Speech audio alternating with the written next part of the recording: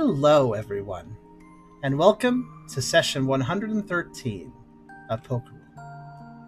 We missed last week's Pokerole session because I wasn't in a great state of mind, and I just couldn't play Tucker for that situation.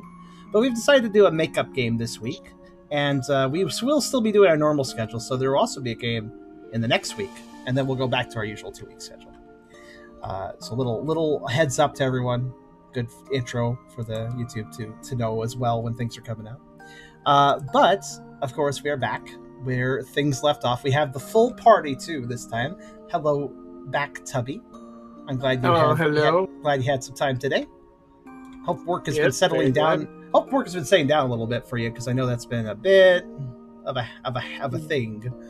I feel like they kind of roll a dice sometimes, but it's annoying, like, schedule stabilizes on one that's not great for me, and it's like, nah. It's fine. We can always just mitigate as we go. I mean, again, delays will happen, especially with a game that's literally run for 113 sessions. I'm pretty sure that we have had a longer game than most D&D games that people make, you know? Like, just not saying specifically Dungeons & Dragons, but, like, I feel like most people's RPG games are going to be probably less sessions than ours. They're probably going to either conclude or drop off or something. But not to say length is everything, of course. A short and sweet adventure can be just as great, but it's been nice to go this long. But anyways, reminiscing aside, before I begin, if you like the video, do think about giving it a like. And if you haven't subscribed yet, think about doing that as well. But if you really want to help out, think about coming over to Twitch. We're trying to reach a partner over here, but of course we need more viewers to do that. So if you want to come by, whether it's to lurk or to talk, think about doing so, because it does make a world of a difference, and we'd honestly love to have you. We also have a pretty cool Discord community if you want to check that out, as well as a Pokerole Discord sub-community off of that you can check out from links within it. We have a coffee link if you want to help directly monetize my content. I have a merch store as well if you want to buy some cool merch, and there's also Tucker merch I want to mention, because I don't think a lot of people are aware of it. And yeah, links are all in the description. You can check them out at your leisure. And I should also, of course, always mention that we have a Pokerole wiki as well that you can check out, mostly helmed by Ennio, but numerous people worked on it. Go check it out if you want session recaps, catch up on things early, or, you know, without having to watch an entire stream. A good way to catch up. There's also character pages and all that stuff. So yeah, pretty cool. Links are all in the description. You can check them out whenever you feel like it.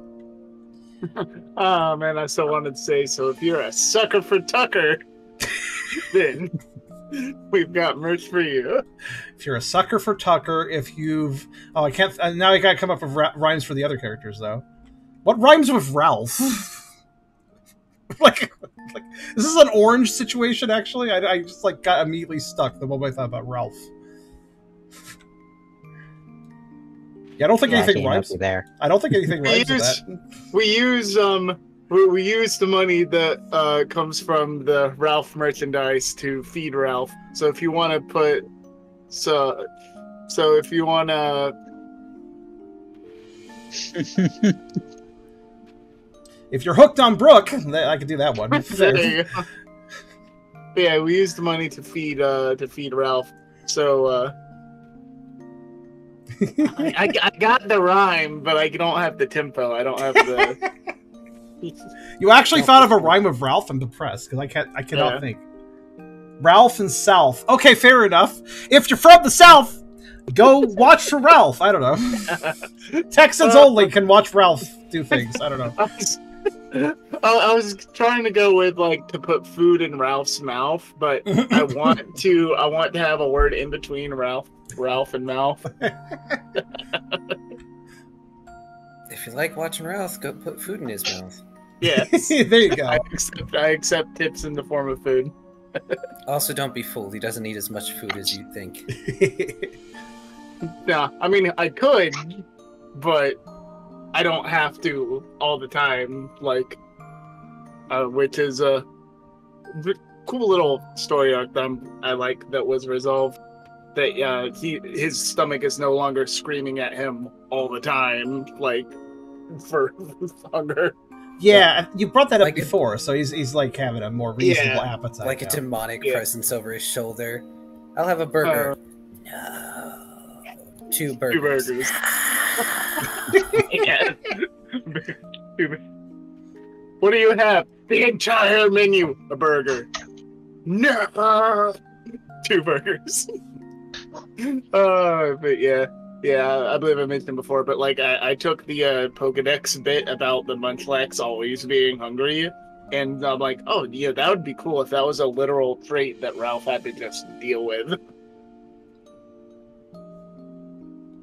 And I think that was a good way of doing it, because like it's fun to expand upon there's a lot of Pokemon lore out there that is not at all in depth. It's like one surface line or a couple sentences, and it doesn't go into further detail. So it's fun to like play off of that. Well, the other thing is some Dex entries are very clearly exaggerations. Outlandish, yeah. Yes. I like the theory that the children write the entries for many of them. Like that they type it in like, oh, this Pokemon's so cool. It's hot. Oh, I'm gonna say it's hotter than the sun. That'll show my rival with his Magmar. His Magmar is as hot as volcano. Well, mine's as hot as the sun. So there. That does make me wonder in the case of Phantom, though. Let's not. That said, Tubby, how much do you remember of the last session you got to play? All right. We cornered the big lobster man. We had knocked down Drag out, though it was not really fair because he was stuck and we weren't. But he wasn't cooperating, so we clobbered him and KO'd him. And cherry on top, I also took his stuff because I'm 100% sure that he's done it before. So, but then my partner began beating the unconscious body, and while at first Ralph was confused, when it became apparent that Ryda was trying to just outright kill him. There was a struggle to have that not happen.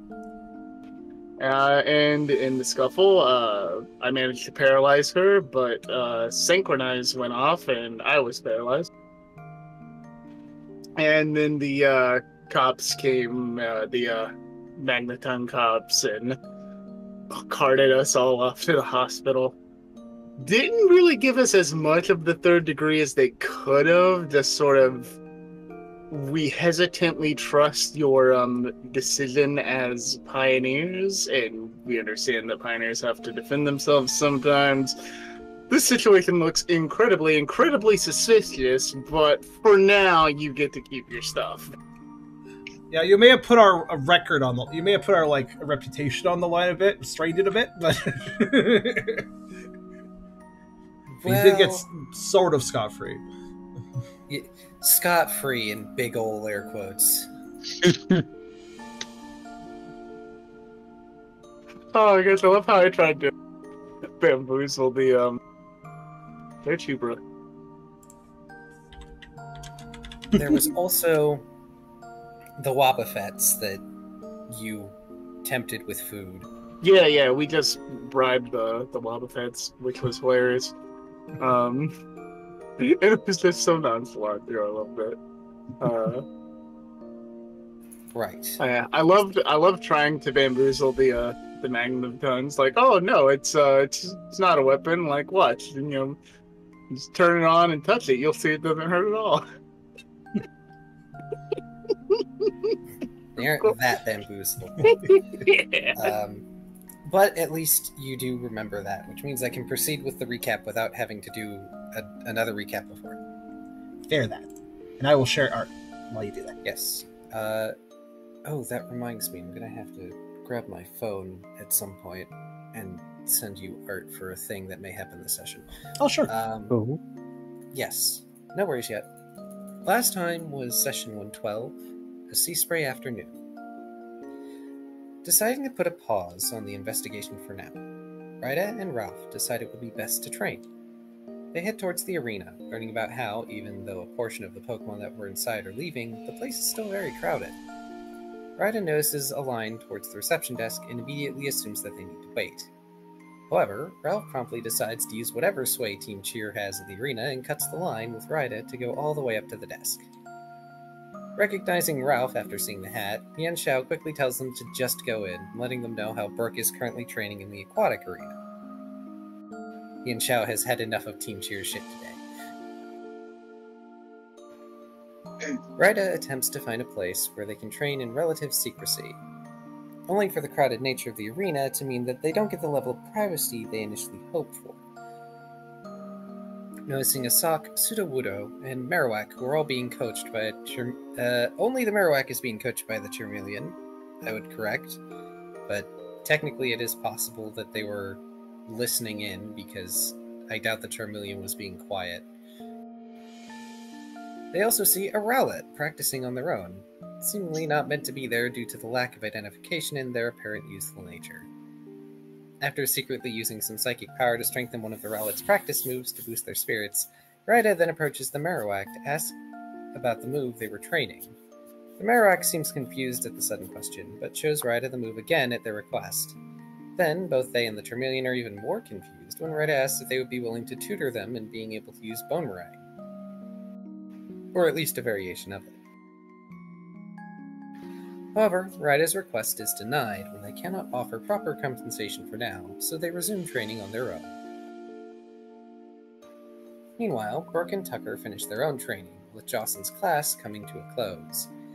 Jocelyn and Brooke decide to meet up again the next day, and then he joins up with Tucker again to ask where it is they want to go. Tucker suggests that he somewhat wants to confirm where Shaman is located. Brooke lets Tucker know about the 2 hospitals he's been told Shaman could be in, and both of them agree it's best to wait until they regroup with the others before going to see them. That leads the 2 of them to start pondering where the 2 could possibly be at the time. Brooke suggests heading in the direction of the nearest hospital so that they could both see if they could locate Ralph and Ryda on the way there, and confirm whether the Shaman are located at that particular hospital. I need to remember to breathe when I recap. Little did they realize, Ryda and Ralph were also training at the arena, meaning that the 2 parties reunite before even leaving. The 2 pairs inform each other over what they've been doing, with Ryda omitting the information regarding their investigation, and saying that they ended up in the hospital after an accident with Ralph's taser. Ryda also mentions how they and Ralph saw a Shaman at the hospital they were at, giving Brooke and Tucker an answer to the question of where the Shaman was.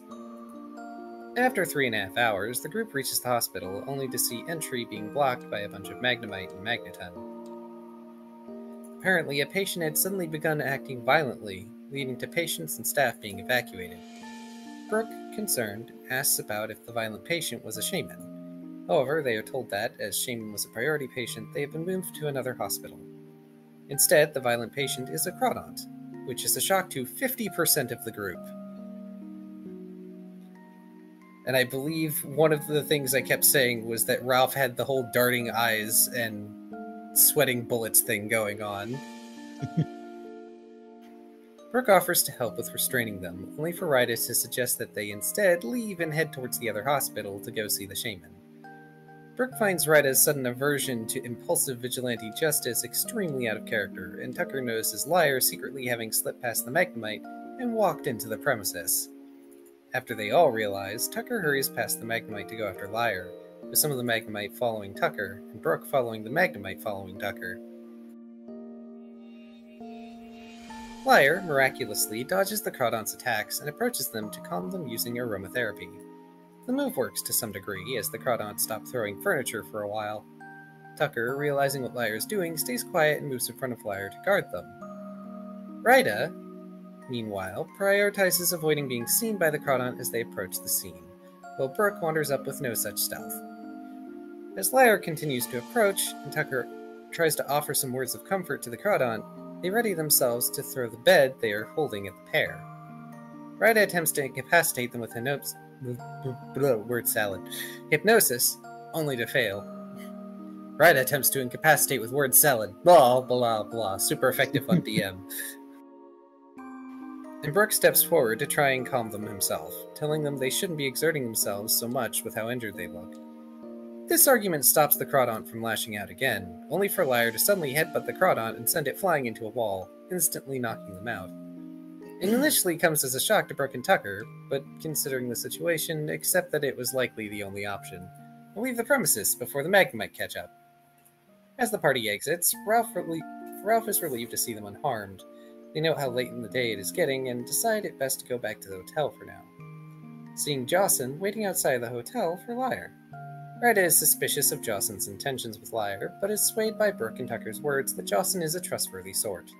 Then the party goes to their respective rooms to rest for the night.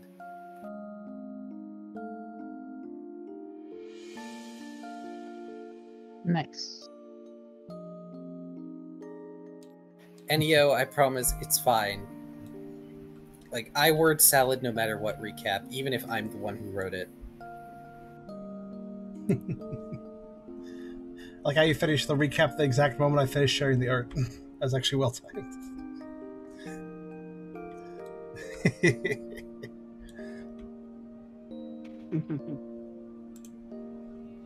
Yes, a well-dressed Jocelyn, who I have yet to sketch, and I should.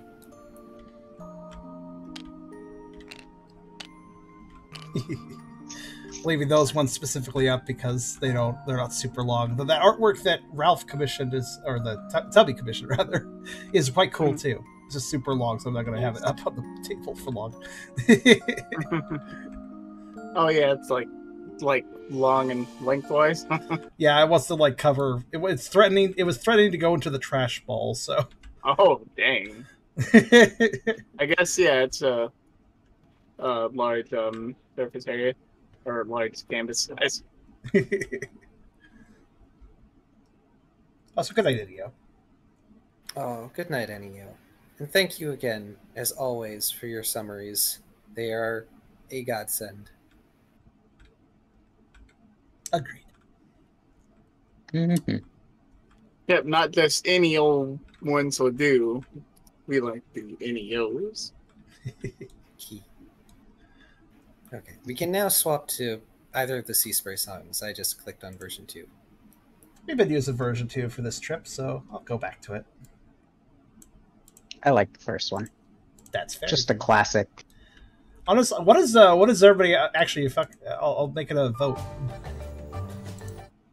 What do you guys think, stream goers? Do you guys like old Sea Spray or new Sea Spray more? Old Sea Spray is this one.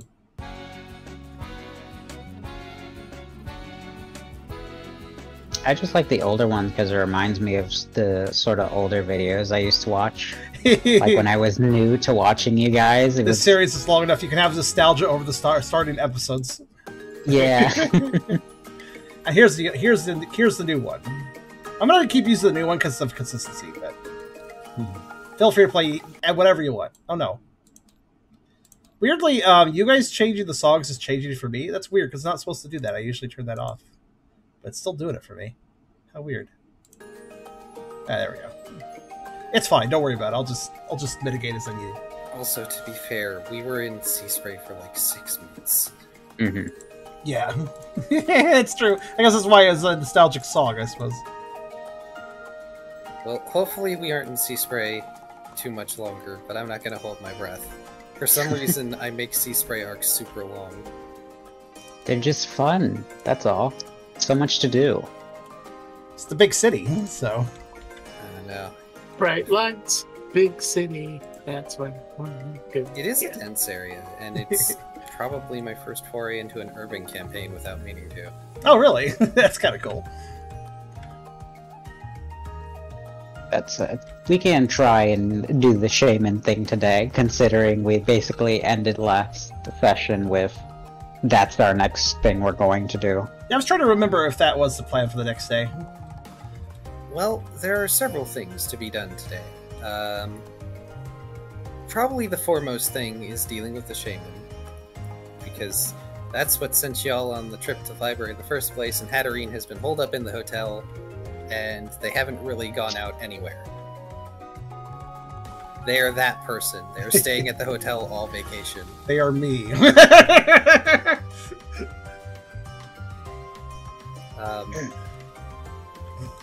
Which, by the way, by morning, Lyre will already be back, and somehow they are back in their room. I like to imagine periodically Ryda scrying on them just to check. Wow. Did Ryda sleep at all? Ryda slept, but you know, occasionally they would wake up, scry just to see how they're doing. Okay, liars, good. Go back to sleep. Yes. Ryda, the silent baby monitor.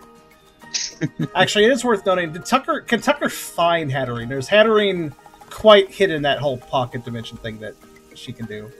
No, Hatterene's around. Okay. They do not have the psychic energy to really maintain that mindscape very long. Outside Yeah, of the tower. that would be kind of exhausting. I feel like a bit of an expensive energy. Well, Tucker would kind of fill in Hatterene on like what he experienced that day. Whether or not Hatterene cares is another thing, but like filling in like, well, so while you were hold up, this is what happened, like without the sass, of course. It's Tucker, but Hatterene is many things, but they listen, and you know they'll occasionally nod. If anything, they find it mildly fascinating because, you know, their study is in emotions. That's true. There was a very emotional gangster in the hospital, so... You didn't know they were a gangster, though. That's true.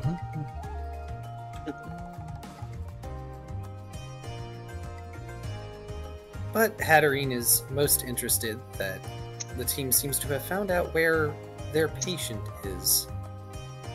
So they are going to mentally prepare themselves to travel through the city today. Indeed. Oh. Wish them the best with that. Introverts be like, oh god, I gotta go out today. For real. Hatterene be like, I'm fine, I'm fine, I'm fine. 5 minutes later, I am not fine! Half the town is on fire.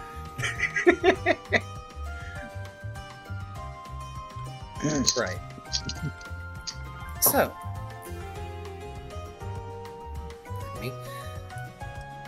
Let's see. Ralph and Brooke are holed up together. How did you two sleep? Oh. I mean, I'm a Snorlax, so I probably slept as good as I felt like sleeping.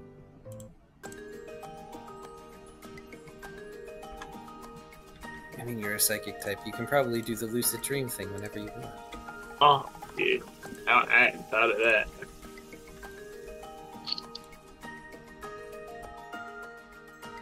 Yeah, but yeah, I'll look over and check if Brooke's still.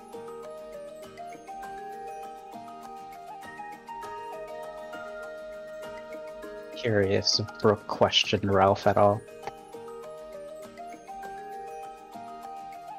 I mean, if anything, I would have thought Brooke might want to question Ryda, because Ryda acting weird.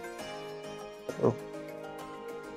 Brooke probably slept rather well since he had a fairly active day and got to touch salt water.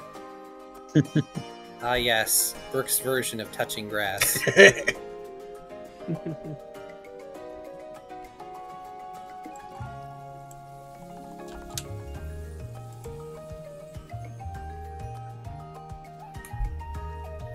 Speaking of Brooke, they also have a thing to do today, if he can get to it. Since Brooke promised to go with Jocelyn to somewhere that might be able to help Brooke get a thing that he wants. That's right, that was the other errand. I knew there was something else on the table, I just couldn't remember what it was. Brooke hasn't considered urgent enough to interrogate anyone ever. Anyone over. Anyone over. I thought ever, like, he'll just never interrogate him, but he's too easygoing.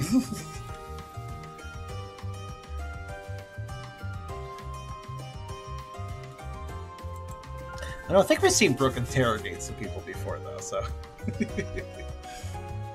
There was the apple thief, or was it berry thief?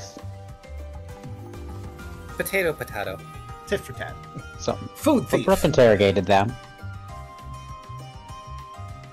which is another thing you can follow up on when you return. I have showered you with side quests. Hooray! And we will shower you with constant derails doing that. Related note, I do think that Tucker will probably pop over to Cafe V once Shaman... Again, priority one in his mind is Shaman. But after that, he might visit Cafe V at that point. Mm-hmm. Oh boy. Brooke wakes fairly easily today. Yay! Well, whenever Team Cheer is ready, and they leave their rooms, there is, of course, the regular hotel breakfast for them to partake in. And Hatterene joins you. Pleasant surprise. That's good.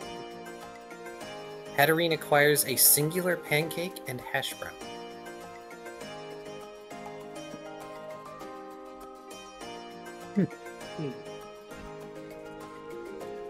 Tucker will end up being quite a fill of what's available. Alright. Significantly more than one pancake and hash brown. They'll probably go a bit nuts on the hash brown, because I don't think he's had a hash brown since dogging. Unless Rise made one at some point. I don't remember. You would have either had it from Rise or from eating at Mudbray's Ranch. I wonder what's the potato equivalent for Pokemon? I forget. Potato. Is there one? Cool. It's just potato. Just potato.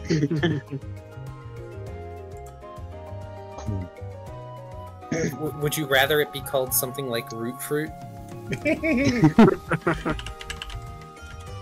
That is potato at that point, I suppose. Oh man, calling potato root fruit, that's... I guess at that point you could call carrot root fruit. Call potato fat tuber. I searched potato Pokemon and I got a Dugtrio. Okay, whatever. I guess? You know what? Yeah. No, wait, no, yeah, it would just be no, canonically, just potatoes. Pack of potatoes. Sword and Shield. Ingredient for curries. They do exist. Okay. The Pokemon universe has regular fruits and vegetables. It just also has berries. Every berry you can imagine. and apricorns. Mm-hmm. Which I don't think you all have seen apricorns.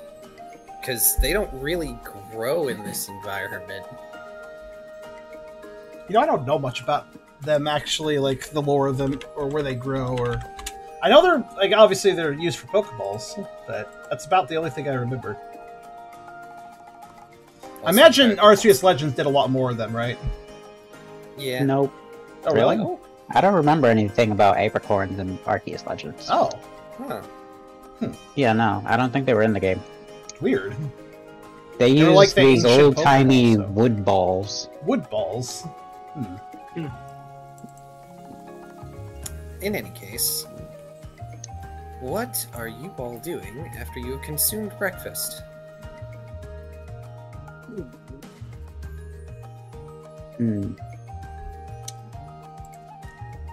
Yeah, right, Brooke. So, they found the thing, right? He says, like, over his empty plate. Yeah, like, we found the shaman, right? Like, you guys did. Sorry, me and Ryder were on our own little, like, side adventure.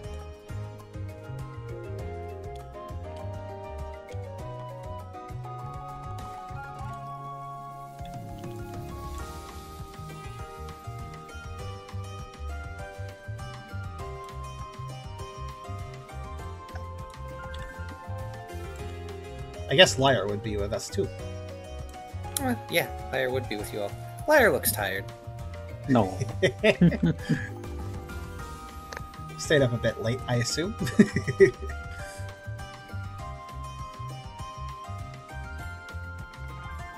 Just because they were returned to their room doesn't mean they ended up sleeping very well. Aw.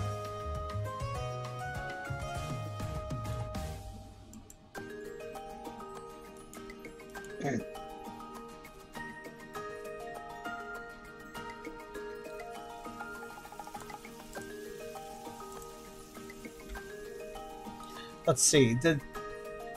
I think was the hospital in particular, was it pinpointed or was it still a list? You had 2 hospital addresses, and you went to the one. But unfortunately, there was distractions. What happened Yeah. last session. So they got moved to another hospital, which Yes. I believe Brooke got the address. Either they got the address of, or it was pointed out by the Chansey that I failed to make Bostonian where it was. So we effectively know where Shaman is, basically. Unless something weird happened.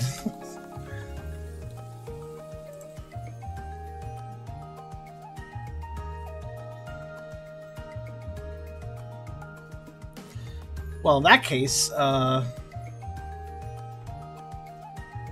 think Kyrio still typed in a thing to Ralph, I assume. But... Oh, hello. Yeah, they would be around too.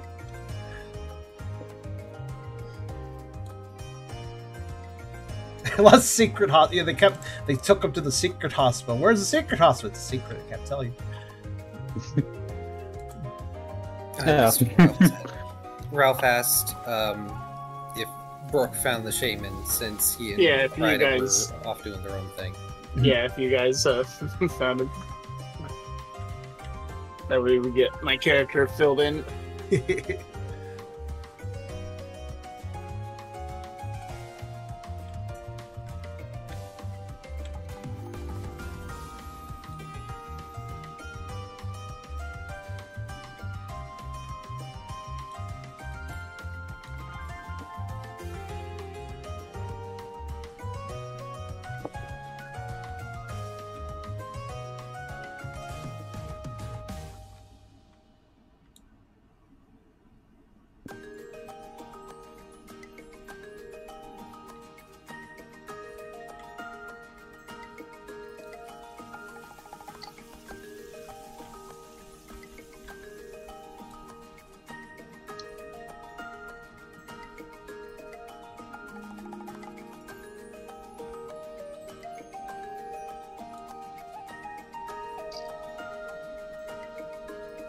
We have really quite an eclectic list of items in our inventory. Oh, is that so? It's like random ass stuff depending on who you're looking at. Like, I forgot that Ryder just has rope. I was the only one who actually got material before we left. Ryder requisitioned rope. You haven't used it yet, but you might. Hmm. Tucker said on a net Make one snare. handy. Yeah, I think I'll probably use that on the wild at some point. Oh, well, they were apparently at the hospital where that rowdy lobster dude was, Brooke says. So they were moved to another one during the commotion. We've got another address to check, so we're probably going to go there today and see.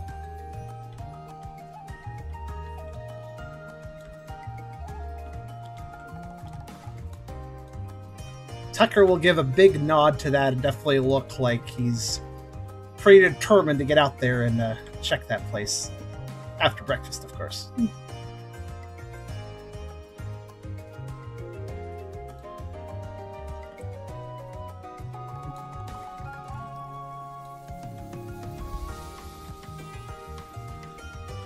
Riley, of course, perks up at the mention of this and is determined that they will go with you if you're going to see the shaman.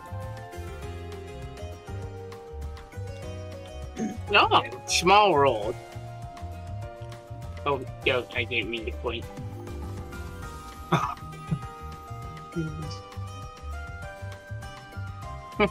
Small world, we found him by accident. Well, we almost found him by accident. We were, preoccupied. Is Ralph referring to when Ryden then ran into the shaman? Yeah, the fact that we ended up going to the same hospital. Ryder is just gonna give Ralph a side eye. And I honestly can't remember if Ralph already came to that revelation when they were at the hospital. I believe you did, because you didn't want to tell Ryder. Yeah. Shoot. Yeah, sorry, it's been a while. That's fair. No, it's fine. Mhm.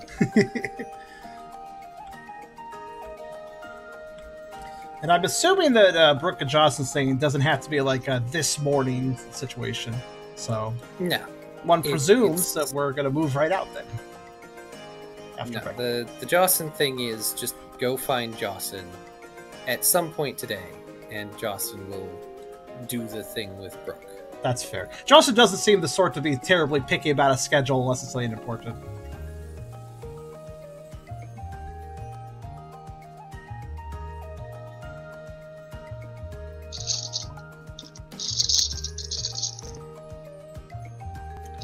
In fact, I'm going to put Jocelyn away from you. Well, I'm ready. Yeah, I hope we can find Shaman, and I hope that that big fight thing that happened didn't shake them up any worse. Indeed.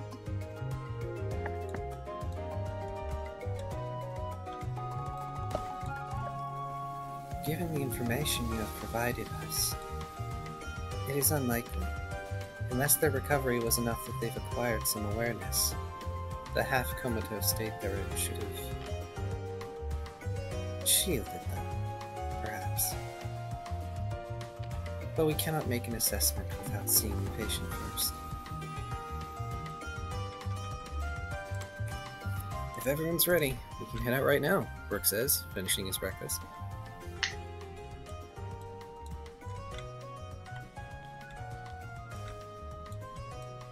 Tucker emphatically nods to that. Riley inhales his breakfast. Good on the old windpipe, that hash brown. Nutritious for your lungs. Yeah. It's good to see you, gotten over your whole fasting all the time thing.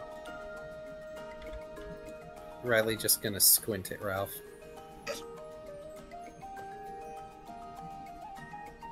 An expected reaction. Right then. So you all will end up heading out after you've finished your breakfast. Hatterene is still nibbling on their hash brown. Their singular hash brown. They just didn't want anyone to wait up, so they put the plate away.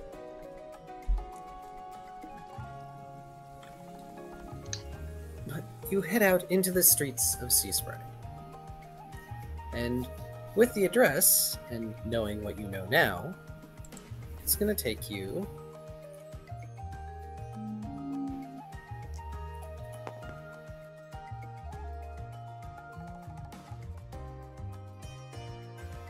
one hour to get there. Because I'm not going to make you take 6 hours to go somewhere you know. That's fair. I think we've learned enough of the streets to be like, oh, okay, like it's that street. I think we can access that from that other street. Like, not take super long. You're not locals, but at this point, you've been wandering around Seaspray enough that you're not lost. I also assume there's like a number of main roads that make it pretty easy to have a thoroughfare to different streets. So it's also early enough that you can catch most proprietors that are setting up and ask them directions if you need them. Fair that. When you reach this hospital, it's, well, unsurprisingly, a little bit crowded thanks to yesterday's commotion. It's not necessarily very loud at this hour, but you can tell, at least from the number of Pokemon that are already here, be they visiting or be they patient, that this hospital is somewhat at capacity.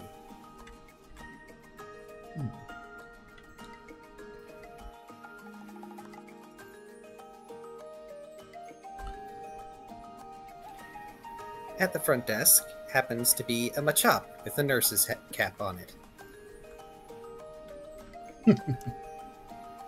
They are currently looking at a clipboard.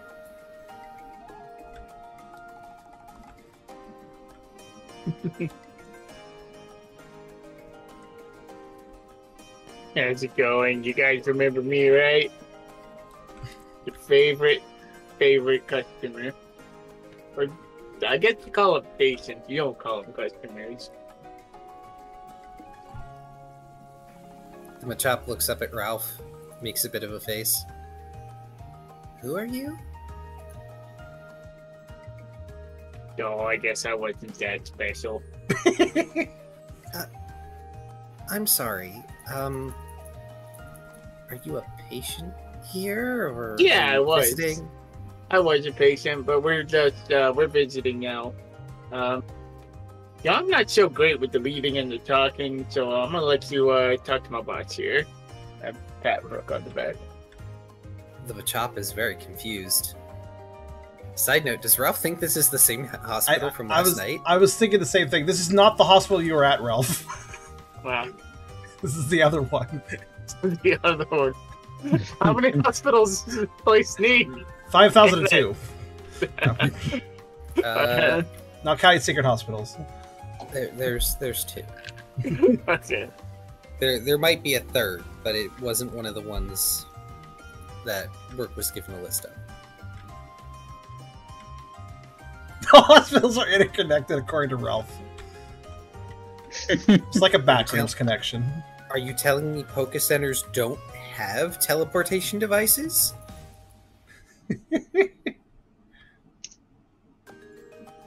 I mean, you're not wrong. That's true.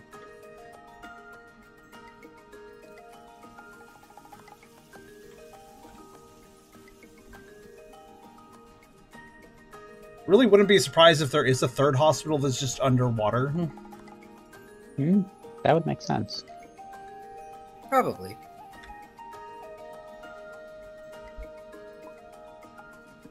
Brooke just gives Ralph a weird look. Well, I'm not sure what he's talking about, but we're actually looking for a patient that was brought here from a different hospital. They're a shaman. Do you know if they're here? Oh, right. They came in with a group of other shaman that were taking care of them. Give me just a second. And they pull out a ledger. Because they don't have computers. And the Machop opens this thick old ledger and starts flipping through pages until they get to the current set of patients.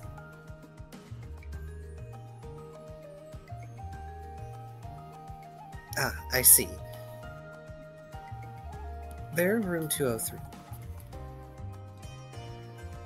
Let me get one of the other nurses to show you. I can't exactly abandon my post. And they proceed to flag down one of the other Pokemon with a nurse's cap on a Skitty that it just happens to be carrying with their tail a tray of what looks like bandage rolls.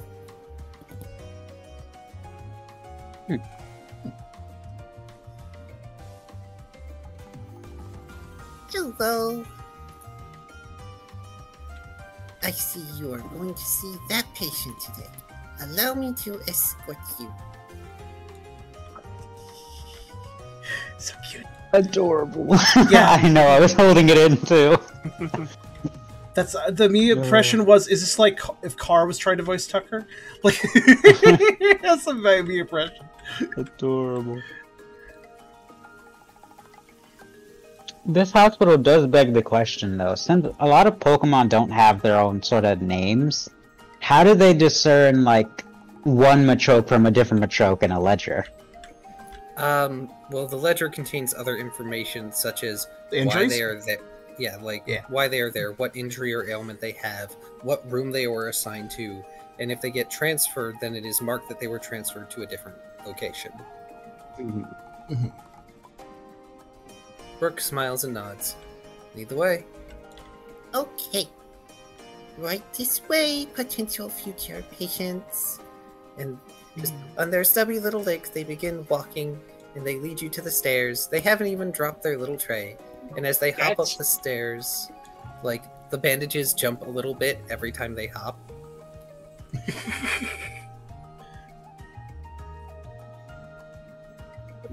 How ominous. I like it. Yeah, even Tucker was kind of doing a bit of a sparkly eye face because of how cute the skitty is, but he just like pauses and tilts his head at the future patient's line. Every visitor and patient is also a potential future patient. Unless you die. But I don't think any of you are going to die. I hope not. Tucker just kind of says. That's good, because you are very young and adorable looking, and that would be very sad. Thank you. You all look so vibrant and full of life, even the scary one in the back. Riley squints. Ralph, it's hard to tell if he's intentionally misinterpreting. Oh, I'm not that scary. Oh, but you are absolutely enormous compared to me. Of course you are scary, but also you are very nice looking. I like your hat. Say, forgive me for asking, and maybe this is just an old wise tale, but is it true he starts to ask the skitty? No. Yes. No. You know what I'm about to ask. Is it true that a skitty and a warlord he moves his hands around, make an egg? Why would that be possible? They're aquatic. I know, it's just like an old wise tale I heard, and it's like just believable enough that, it could be true, and, This is very silly and unscientific. I happen to be studied in the medical arts, and I can tell you that that is not physically possible. Okie Okay, I here mean- we are. And they stop. Game Freak disagrees with you, but... Like, they stop the entire conversation and just motion with one of their little forelegs at a room that is labeled with a very simple wooden label, 203. There is a button with a buzzer on the inside of the doorway, right on the wall. If you press it, one of us will come by. It lights up this tiny light that I like to bat at whenever I get to be the counter. It's why I'm not at the counter anymore. Okay, you all have a wonderful visit, and no attacking the patients. Otherwise, that is an offense punishable by police. Bye! And they just stubby little legs waka waka waka waka waka. It is punishable by police. I don't care if they're one-off, they're getting a model. There.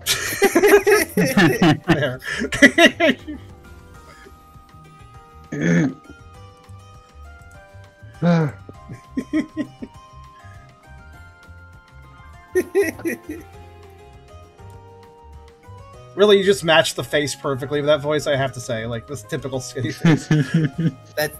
That's literally what I was thinking of the entire time I was making the voice. It's like, okay, this has to be the skitty voice. It has to be the little uwu kitty face. Oh my god, I just realized my proud jolt, my little Jolteon figurine with a smug face, it's identical. I didn't realize he's doing a skitty face. I did not even realize that until just now. I've had that model for a while. Thanks for your help, Brooke says. That was very, sweet. Very thoughtful. Tucker just kind of half-flatly says.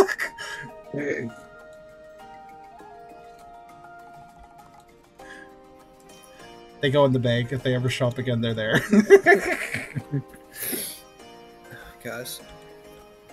Hatterene just has their bag with... They watch the skitty leave. Oh, that was... enlightening. Shall we enter?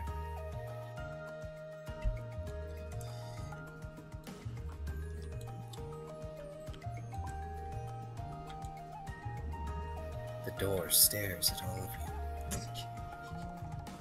Right into the soul. The void of its openness. Dun dun dun. Tucker will enter. Yeah. Yeah, we'll go ahead and and walking. Mm-hmm.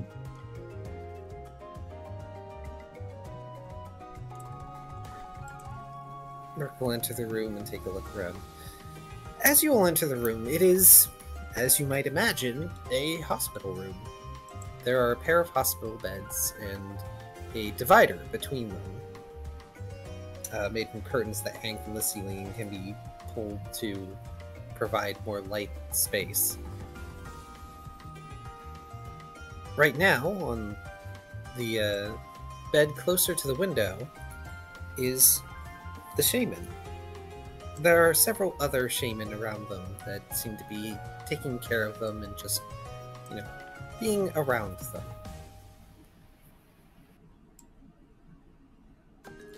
Are they still in sky form, or do they revert? Because I think they can revert, right? Pretty sure. I don't remember if they reverted or not. I don't think it's ever been discussed, actually. It's been a long time. Is there a sign of another patient in here? There is not currently another patient in this room.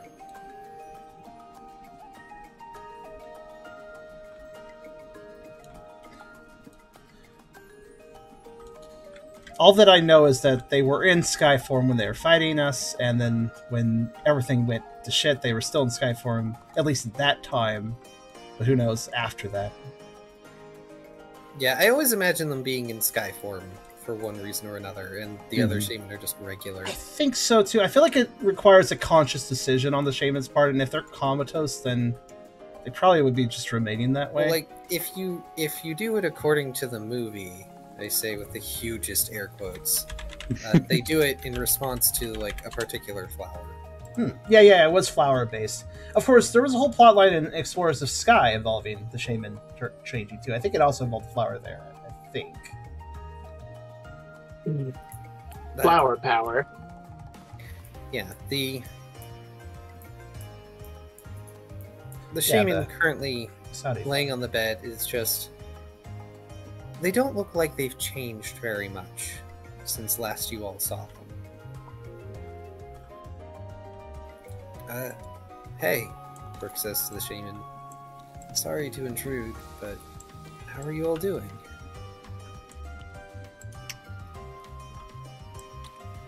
Just reposition people. Thank you.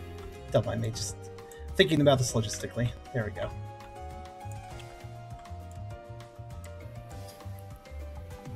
The four attending shaman turn to look, and they seem rather happy to see you all, even if a few of you may or may not have changed. Oh, hello. Are you here to see our friend?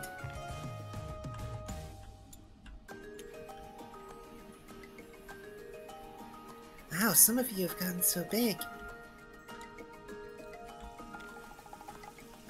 Hard to believe. I guess it's just we been take that care of long. ourselves. Or they could have eaten a whole lot. They can't have eaten a whole lot. It doesn't make you that big. Like I said, we took care of ourselves. Tucker will actually speak up and say, Hi, all you shaman. I hope you're all doing okay. he looks to the, of course, the comatose one. Thank you for taking care of him so long. I know that obviously you would want to anyways, but it's really special that you guys have been here for so long just to help.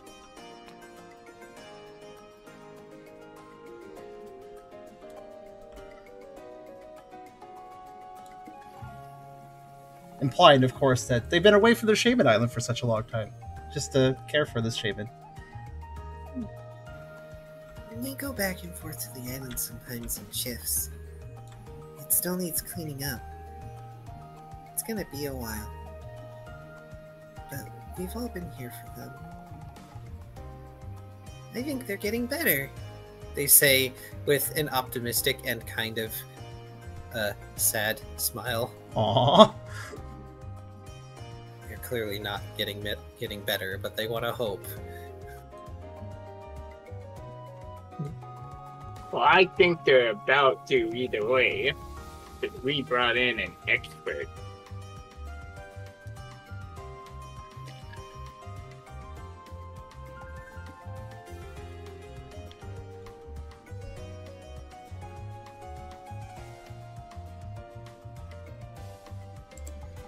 Also, good opinions, good thoughts in that chat.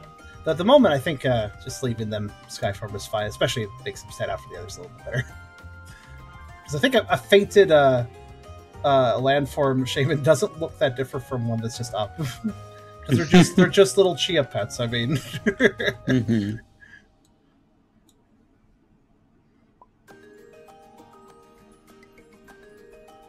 Yeah, it's been a little while.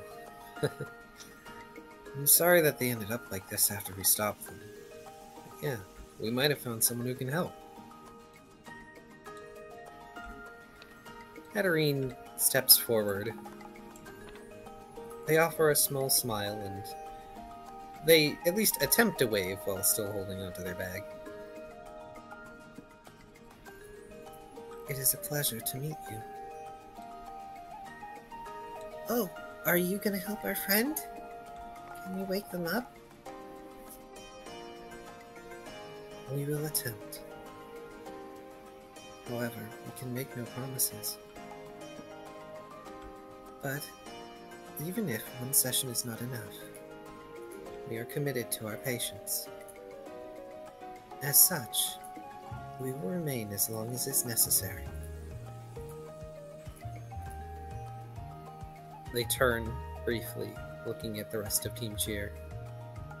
If that is acceptable. Yeah, of course. Team Cheer is in for the long haul. We get the job done. We're heroes. Isn't that right, Ryda? We're heroes. Ryda will nod at Hatterene, though they will not comment on Ralph's statement.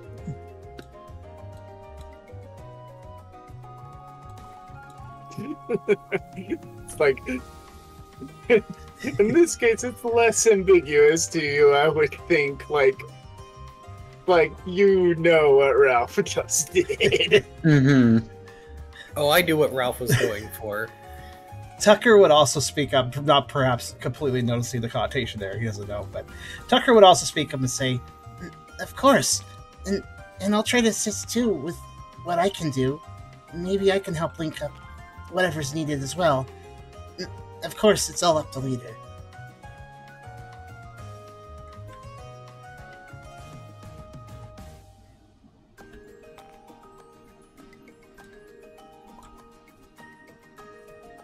We'd be grateful for your help, Brooke says.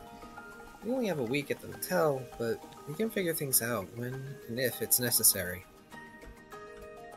Katarine nods.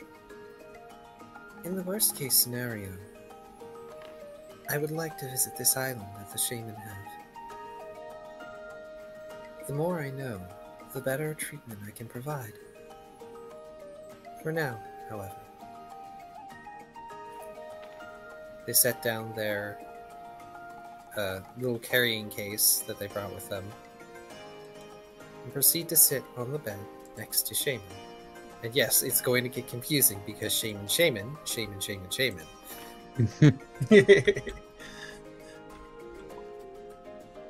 First thought, Moel technically has a house here, right? Yes, they do! that's a good point. Completely forgot about that. And technically, if they wanted to put their mind to it, they wouldn't need a key.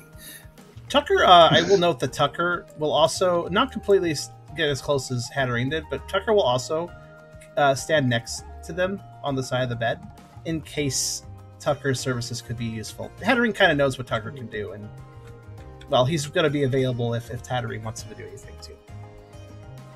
I would say there's no shame in it being confusing, but I suppose there's several in this case.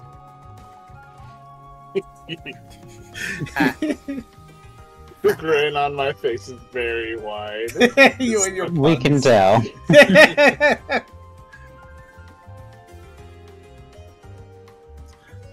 Oh, I know a perfect analogy. Tucker is sitting on the floor next to Hatterene, available if needed, much like a therapy dog that is brought to a hospital. Shaman 157. How is Shaman 109? Just realized how appropriate that was. That's how they refer to each other. I wonder how many there actually are at Shaman Island. At least 12, I think. because maybe they're like the Smurfs, and they're referred to as their job. It's like, I gotta scrape on my knee. I have to go visit Dr. Salmon. Oh, cool. Afterwards, meet me at the pub, and we'll talk to bartender Salmon. All right. Because I know y'all encountered like at least 3 or 4 shaman that you rescued during the mission.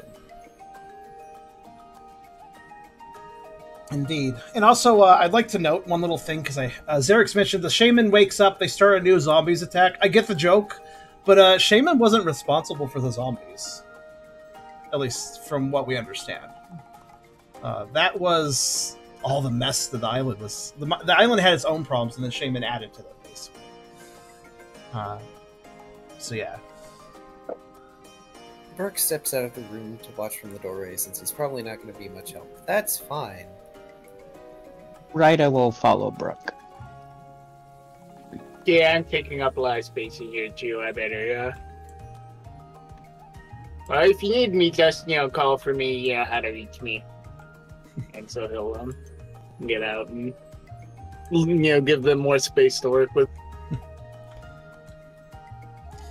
What about the others? Other 3? Lizard is going to squeeze Riley's hand and stay there with him. He's not leaving, but he's also not getting much closer either. Fair. What is Riley's vibe, expression? What's he doing? He's a bit tilted, I see. But I'm Tish. Yeah, you get 3 Ralph points. Right. Is that what it is? Not brownie points anymore, it's Ralph points. They look concerned, but also determined.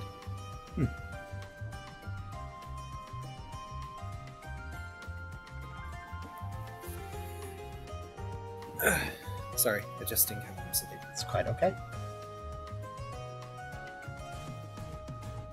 And what is Liar? What has Liar decided to do? Step out with the others, or stick around too?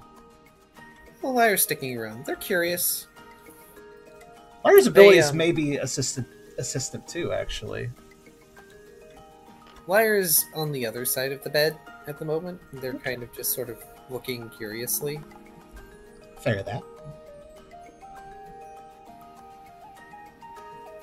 Pardon me as I begin. This may take some time. Do you want a song change? I was going to ask.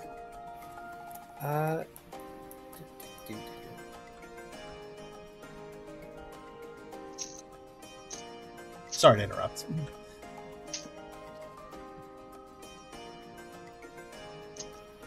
Yeah, go to number 34.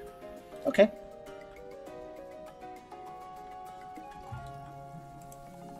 Oh.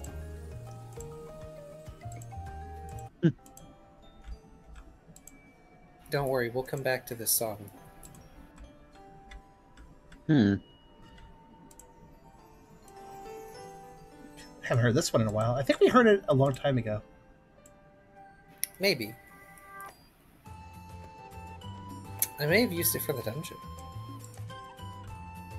In any case, I do not recall this.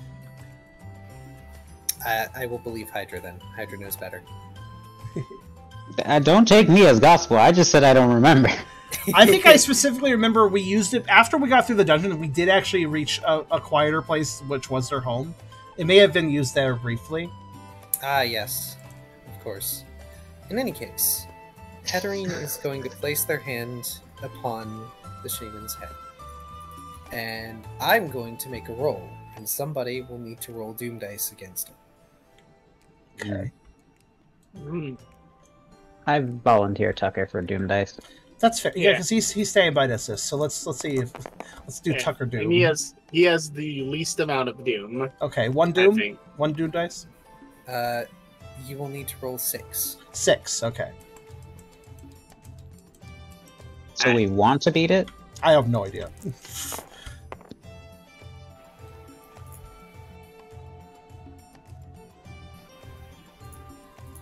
What was that? But it's like that meme that shows someone like panicking, and it says when the DM just starts rolling dice and doesn't say anything. And sometimes they do it just because. Just to fuck with you. It's fun. It gets a reaction. I've done it too. I'm just not telling you when.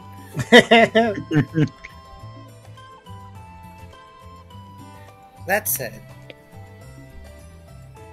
Hatterene goes from a sort of serene focus to a much more concentrated one. And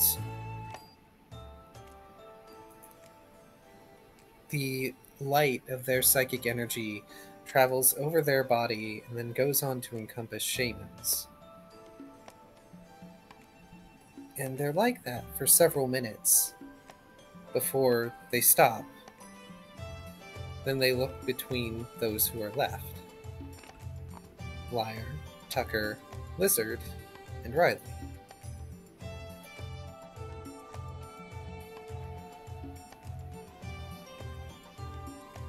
Tell me again. Why did you fight?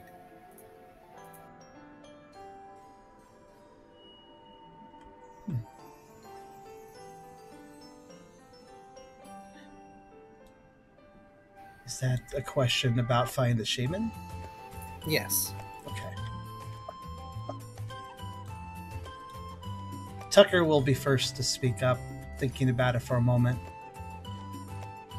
We fought because hate was only resulting in more hate and violence, and we had to stop it. At least, that's how it felt at the time.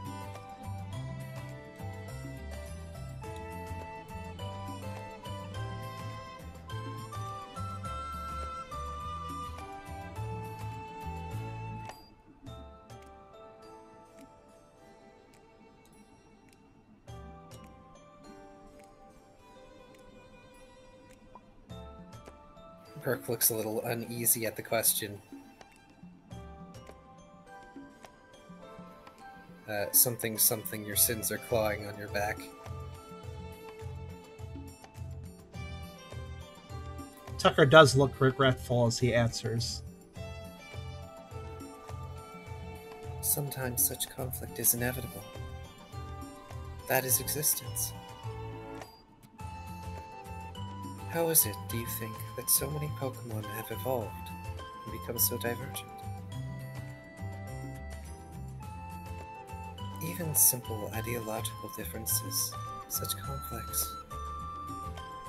I have learned they are a part of life. But sometimes we take it too far.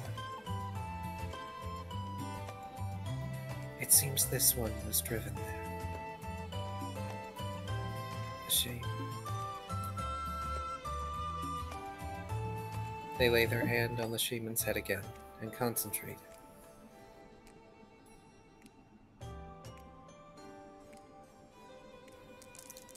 And this time, someone who isn't Tucker rolled Doom Dice. 5 of them. Ryder looks down hearing those words. Hatterene spitting bars, as the people say.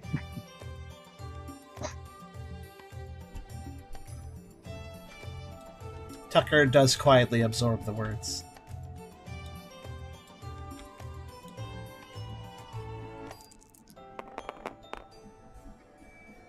Nice.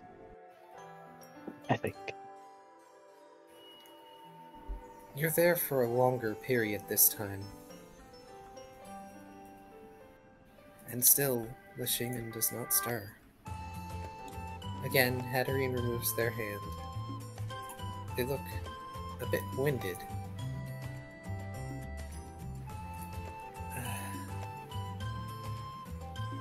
So much frustration. But we understand. That which is beyond our control most often needles us.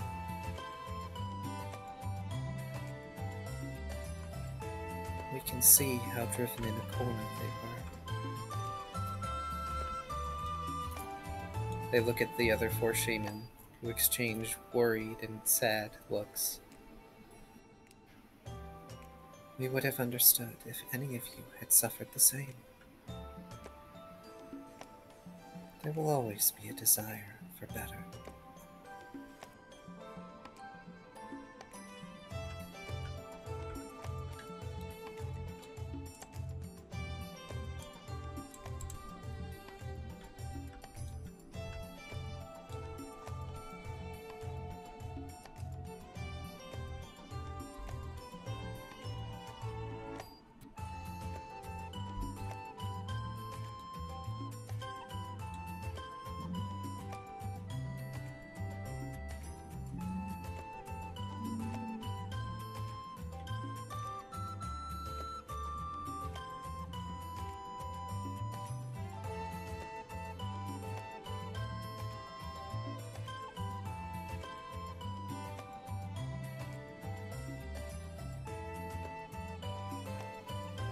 And actually, Liar's going to respond to that few sentences. Oh. And they're also going to look down. They know what it's like to want better.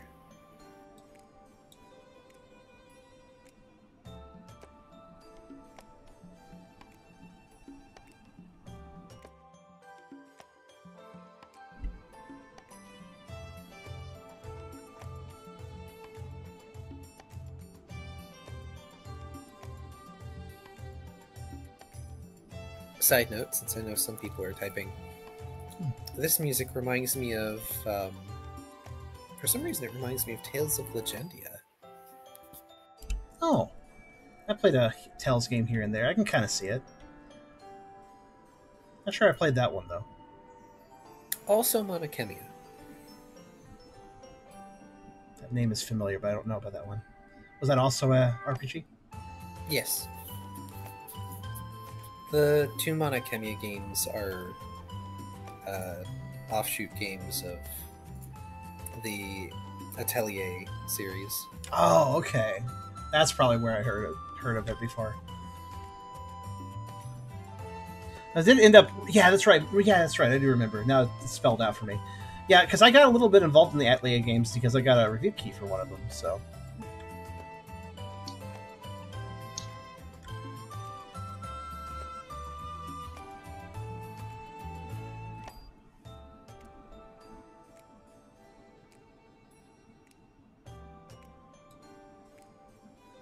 Are we good to proceed? Did Brooke have any words? I'm just making sure. Yeah.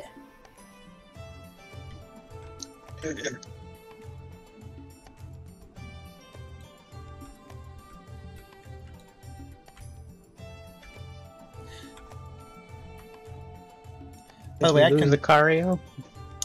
we should make sure that while we check that, I can actually let you guys know where this is actually from. Hold on a second. It might actually... You might have actually called it. Hold on. Oh no, this is from Dova Syndrome. This is it has a Japanese name. I'll put it in the chat though for those who want to look it up. The first word before the dash is the artist's name. The second word is the name of the song. And the original song in English, the original name of the song was Summer Garden.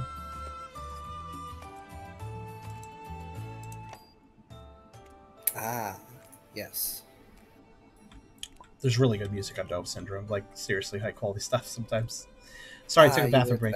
Oh yeah, we saw you typing for a bit, so we paused in case there was something to be said. Yes. I didn't want to move on if you were typing a thing.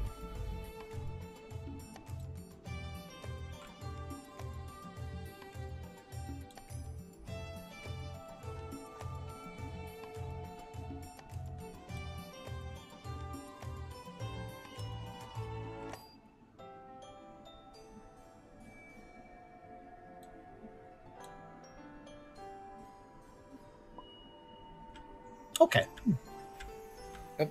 Okay. Fair enough. Better to make sure. Mm-hmm. All right.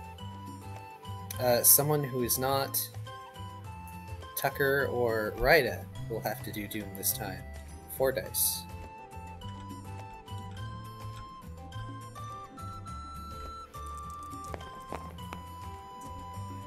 All right, what's... It's incrementing by 1. You're right. It is actually doing that. Brooke or Ralph, do roll the doom for us. Alrighty. Whoever gets there first, I guess. Oh, 3, I believe it was. Okay. 4 dice. Or 4 dice, Yeah, sorry. 4 dice. Alrighty. Doing it up.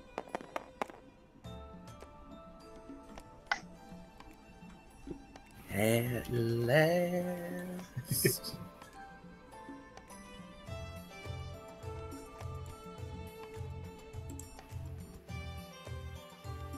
It takes almost another 30 minutes before any sort of progress is made.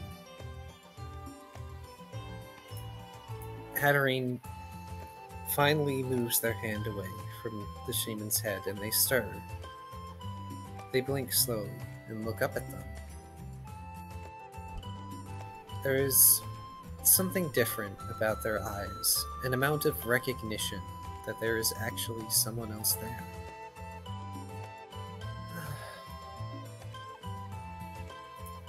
So much was taken away. We had to form so many bridges. Filling those gaps will take time.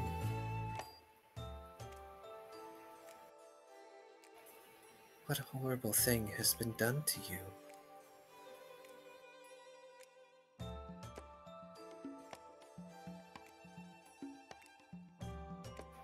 It's as if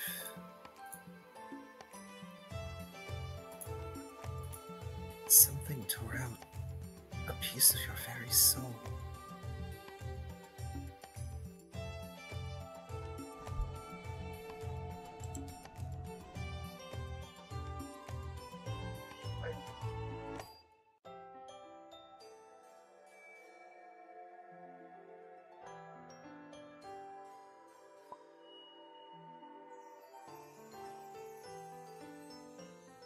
Tucker's ears fall down knowingly at those words.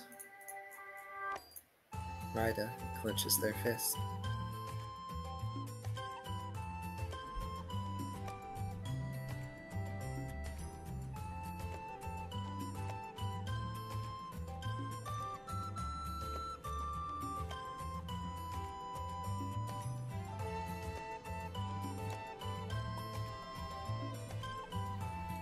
Something was taken from them, Brooke says. I don't know what, but we're determined to track down who did it.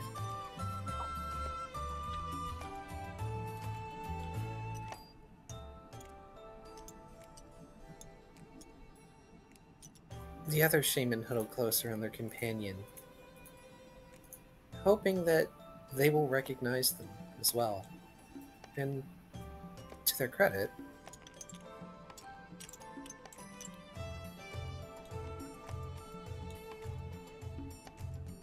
if I can get them to stand up, they do. And they attempt to stand, but stumble and slump back down briefly. Hatterene lifts their hand again, and with a few gentle psychic waves lulls them into sleep.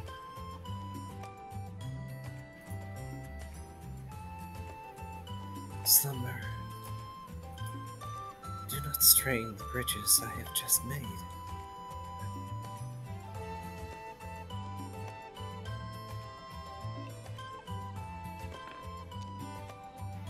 Lyre also moves closer, making small melodic noises, though they're trying to be quiet. Hatterene turns, looking at Team Cheer in its entirety, even those who have gone to stand in the hall. Take care. This was more than mere trauma. Whoever, whatever did this, did it knowingly.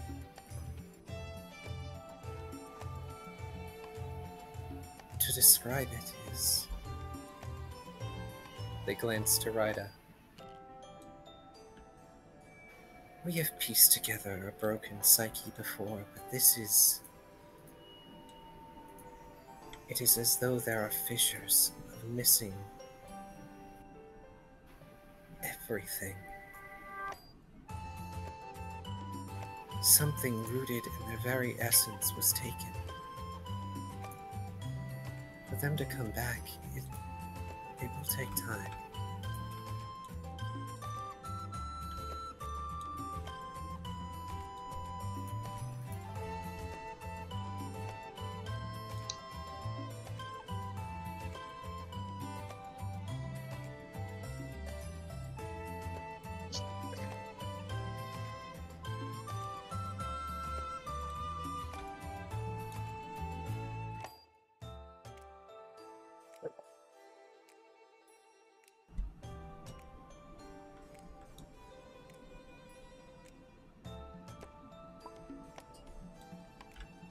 Without you, it might not have ever happened, Brooke says. Thank you, Hatterene. They shake their heads slowly. Do not thank us yet. Our work is not yet done.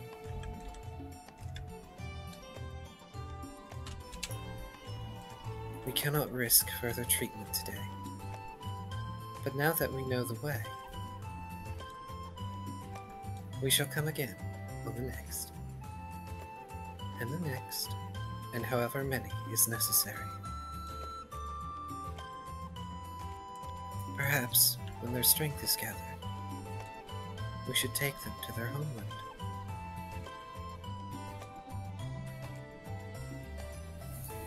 We should like if you all were there,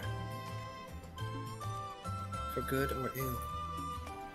That is likely where their best memories are kept.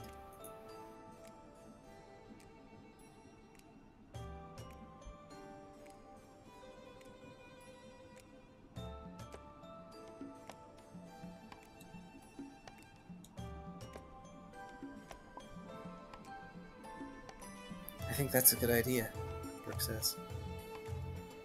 It'll be nice to see it in a better light, too. Tucker. Yeah. Okay. Nope, go ahead. Tucker actually looks at all the shaman for a second. We only saw the island in a terrible state, but if what the shaman are like and how they have been so kind and such, I want to see their island restored. I bet it's really nice. Yeah. I bet that'll help. We probably can't take them out yet. At the other hospital, we couldn't even take them to walk around. It wasn't safe. Maybe we can take them home soon. Thanks to you, Miss Hatterene.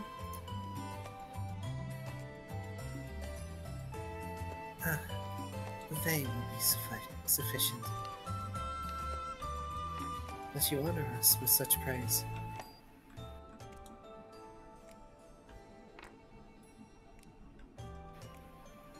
That said, we shall remain here for now. If there is a sudden lapse, it is best that we are present.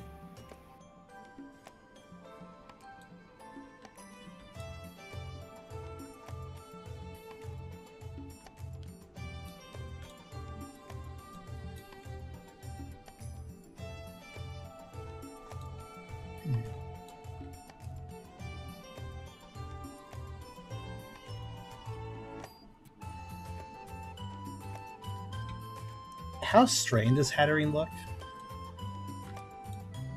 Compared to when they first entered, where they looked like they were just sort of keeping themselves together because they had to walk through the city, they actually look very tired. They aren't... Their posture is somewhat slumped forward, almost like they're a little bit hunched. You know, their head is hanging a bit. Like, whatever they had to do in Shaman's mind took a lot out of them. And it was certainly not what they were expecting. this is something that Tucker could easily pick up on, since he has had similar experiences. Tucker will remark, I'd like to stay too if I can be of any help, as much as possible. I know my abilities are not anything like yours, Katarine, but, well... He does note Hatterine's exhaustion, not saying outright that he notices it, but... It's always good to have an extra hand, right? Or paw in this case. If that is what you wish. We will not begrudge the company. However, do not postpone your own plans and activities for us. We will return to the hotel of our own accord. Though perhaps we will be able to make use of that bed instead, if only for a short while.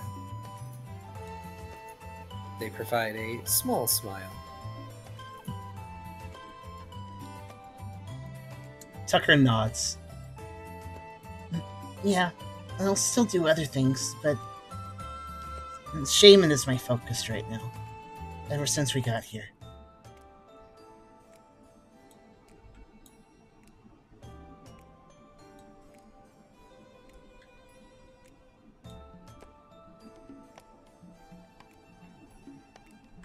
Yes, Tucker will be sacrificing effectively mechanical time to do other things to just be there and also maybe apply his abilities if they can be useful at all.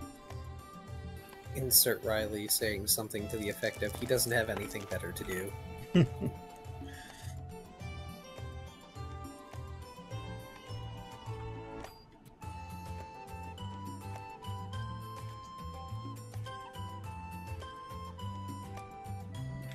Dare I ask? I was rolling for Calm Mind. Oh, I see. Are you using that on yourself? Yes. Oh. Oh, I see.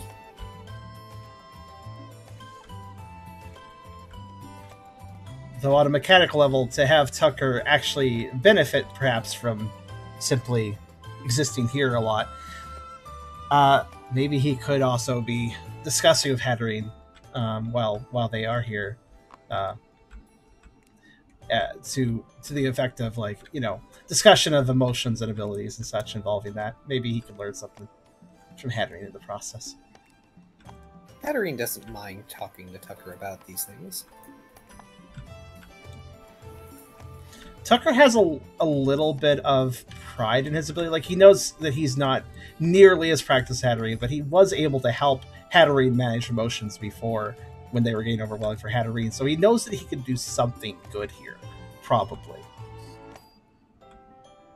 If nothing else, with Hatterene getting more exhausted, he could at least prove to be a useful, like, just helper, like getting them a drink or something and such. Speaking of a drink, while people may or may not decide what they are going to do next, I call for drink, bathroom / stand up and stretch break right after I read this book. You'll know where to find us if you need anything, Brooke says. Alright, gang. I've got to get to an appointment. We'll meet up back at the hotel tonight. He grins and starts to head out. Ryder's gonna give... Go ahead. Oh, nope, go ahead. Alright.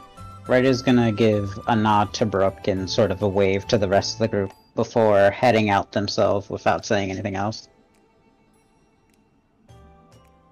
I'll head out with them,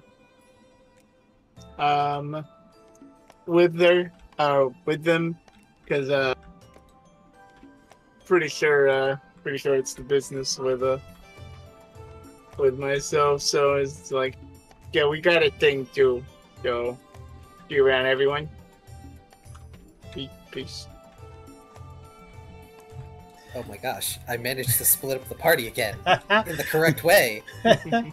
Tucker will kind of give everybody a polite nod as they go. I'll see you guys later. I'm just gonna try to be, well, here for now. Whether I can help or not, I want to learn if I can.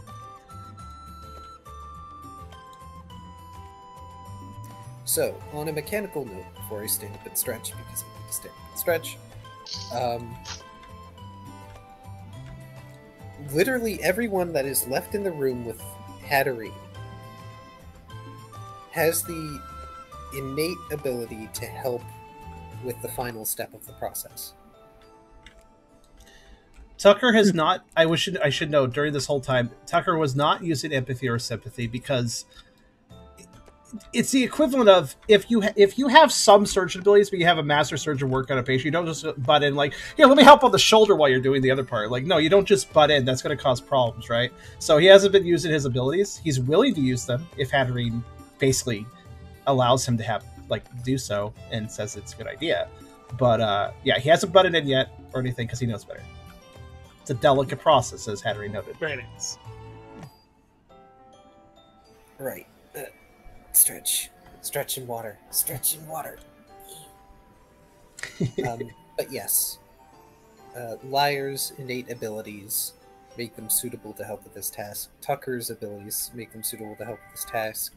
Blizzard's aspect lets them help with this task. And Riley can also help with this task, but I don't think they have calm mind at the moment. That's a good question. It all depends on if they got any new abilities in the course of time. Riley punches the pain away. Oh gosh. Reminds me of this thing. Tucker will also probably naturally fill in Hatterene more about what happened with Shaman as well.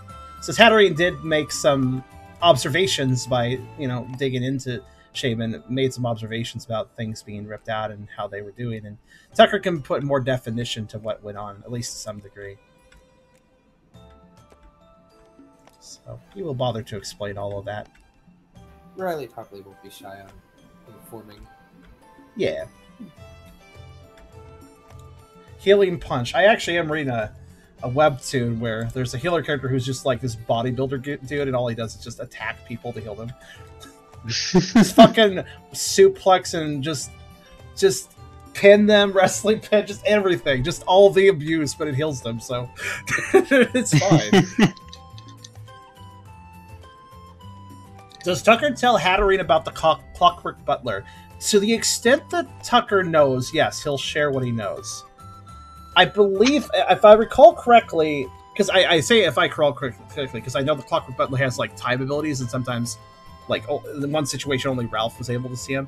But if I recall, we all saw the Butler rip the thing out from Shaman, like that. Was it just a flower that was on Shaman? I think it was like on their neck too, so like pretty grievous injury just on a physical level. I do recall flower ripping. And I do recall that the Clockwork Butler did talk enough at that time to basically say, yes, we cultivated this, now we're taking it effectively. So there's also that Tucker will share. Yep. Yeah, the only thing you guys can't share without there being problems is the Dark Star stuff that Mewtwo talked to you about. Which Tucker, was not saying. Yeah, anything before that's fair game, because... Yeah, the Clockwork Butler was quite obliging with information during that event, actually. There was a fair bit learned there. Shows the confidence of that thing. Or it was doing so on purpose. Or because it wanted to give that information at that time, yeah.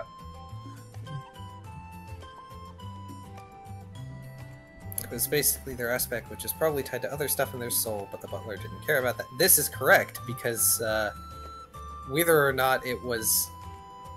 Well, no, there's no way it could have been intentional. Brooke didn't select the aspect they got, but, one of the key lines was, we don't need duplicates. Mm-hmm. That was one of the lines that I recall, yeah. Which I think may or may not have made Brooke feel very guilty for a while. Aww. Yeah, the Clockwork Butler basis said, this Shaman is now redundant. RIP. Mm-hmm. It probably also doesn't help that Brooke is at least personally aware that Augmentation has had multiple hosts in the past, and none of them have survived. And in fact, that whole matter with Shaman and the Clockwork Butler, what the Clockwork said and stuff, is also why Tucker did do his best to help best because he didn't want to see a repeat of that sort of like, okay, well they're kind of losing their crap, they're being used here, they're probably going to be discarded just the same later too. So it's like, let's help this. I mean, they're kind of viable. Let's try to help them, right? Because we don't want a repeat of Shaman.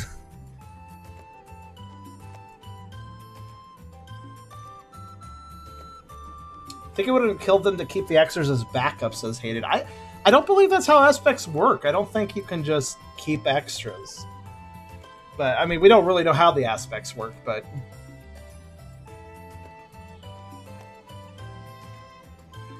I presume that either you have a host cultivated and you use them, or you don't use them, to some extent.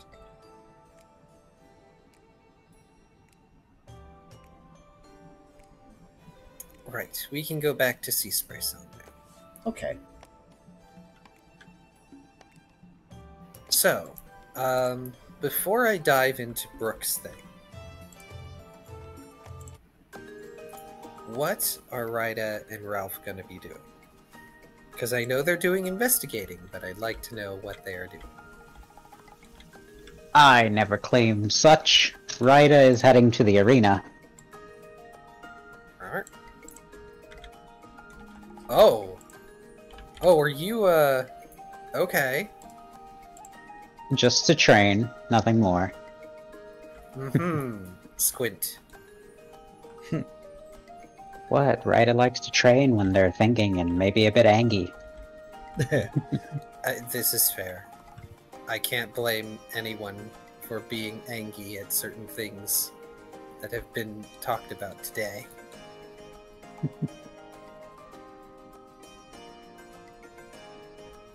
Is Ralph gonna do anything while they are following Ryda around, making sure they don't go murder hobo?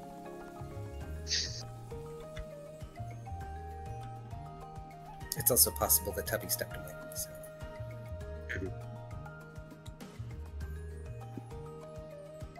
I did say I was gonna have Ryda learn the special thing before they attempted.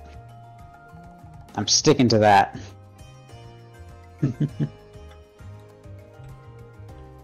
Gotta be getting close at this point, so...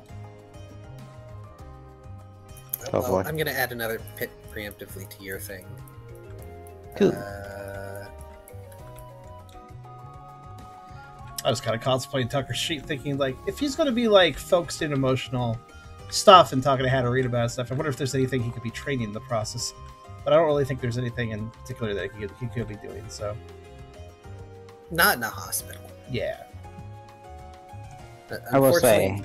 Oh, go ahead. Oh, no, go ahead. No, I was just going to say, on the mention of people sheets, I did add something to mine in the text box after the conversation. Oh. Oh, I see. The what? They added Oh. a name to their hit list. Oh, I see. That's one that Tucker probably is fine with, though. I mean, Tucker doesn't know the I know, but if he knew, I mean. Oh, right, there should be one more Wait, name who on the that fuck's list. the Whooper at Sandbar Blue? I don't actually know what that means. Which Whooper is that? The mobster whoop. Oh, the monster. Yeah, duh. Right. It's been a while. It's okay. What about the Nido King? Oh, the Nido King. Right, that's backstory stuff. There you go. Corpse Yes. Fang, that was another one because Ralph mentioned it before. Mm-hmm. Yeah, that's. Oh. I knew that was implied to be on that list. Also, hello, Riptor I don't have a Raptor. big list. I gotta keep track of this. Welcome to the stream, but Riptor Raptor. We have another Raptor here. That's good. Also, it makes sense with Ryda. That not gonna lie, but I feel like Ralph should insight that. That is a good point. I wonder if Ralph may have noticed Ryda kind of getting angy. It's a good point. I mean, well, once Tubby's back, I think that's a good question to ask. Yep. When Tubby is back, we will ask. For now, we can go back to Brooke and Jocelyn.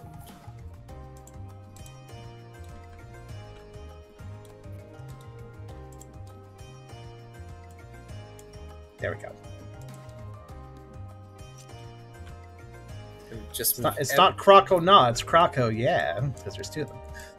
There you go. I'll put them in the ocean because it makes sense in this situation. Yes, it does.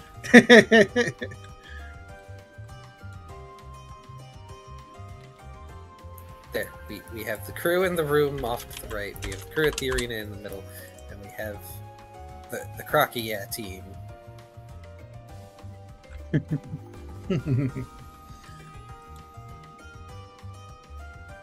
Together they make a pair of Crocs.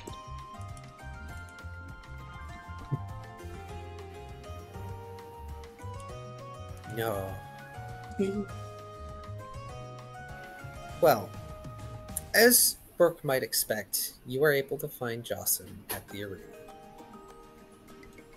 Though, this time they aren't exactly training anyone, but they are doing laps out in the aquatic section.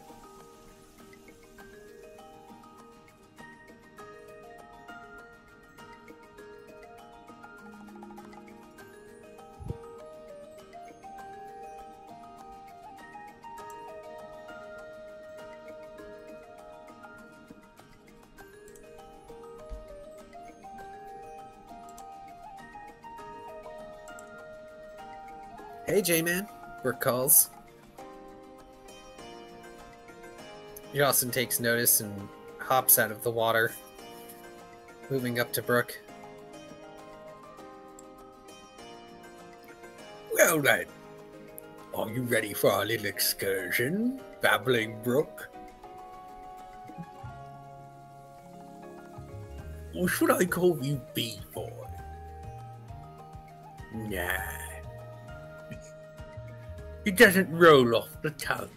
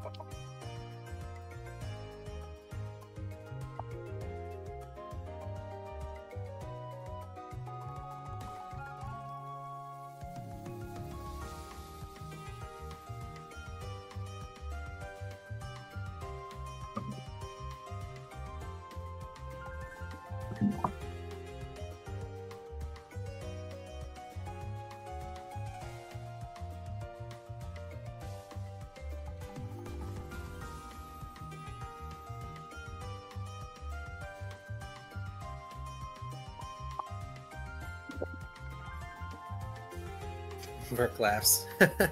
I'm gonna earn a better nickname someday. Just wait. He punches his shoulder lightly. I'm good to go, I think. Just lead the way.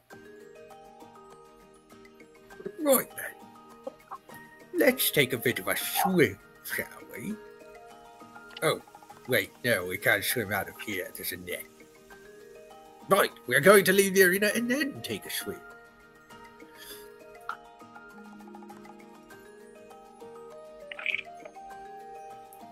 And Jocelyn leads Brooke out of the arena and down to the shore, and he just sort of dives right in. Though he does wait for Brooke to follow along.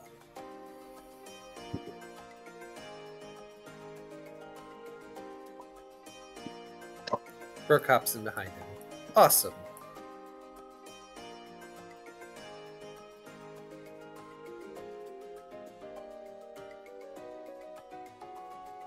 Sorry, I'm looking for a good underwater track. I don't necessarily want to use 35. Oh, that's fair. 35 is like a really serious one, if I recall. It's a bit intense in places, yes. I believe it was meant for a sea legendary later.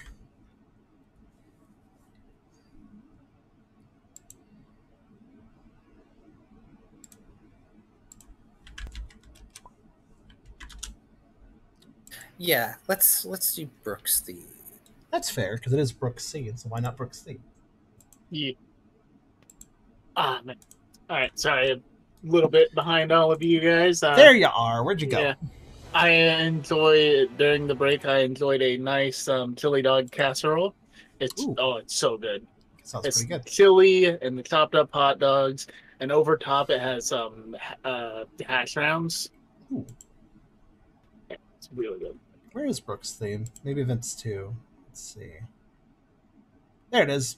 Vince 2:14. By the way, there was a question asked of Ralph while you were gone. So I wanted to ask Tubby, did Ralph do anything involving Rida? Because like everybody left to do their own thing. Rida went to go to the arena and just like let off steam because Rida was obviously upset.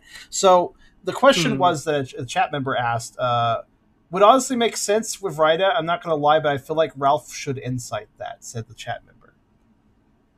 Oh, to do an insight check to see if I can tell that she's not going to continue our little side mission, but just punch things at the arena. Effectively. Also, it's out of character thing, but you missed it. If you look at Rida's bio thing, the hit list was expanded to include thing that hurt Shaban.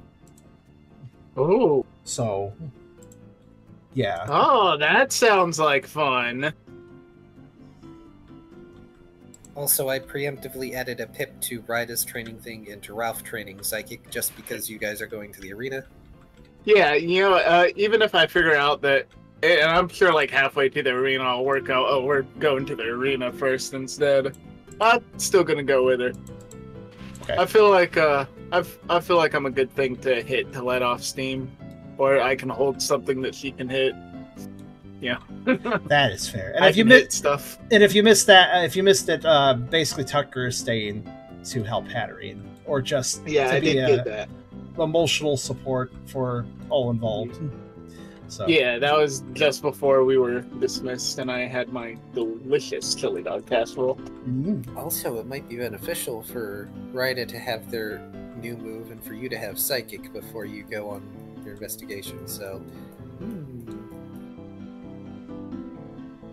now then, Brooke, you follow Jocelyn down into the water, and he doesn't stop at any of the buildings in there, even the one that you saw him at before, the underwater seafood place.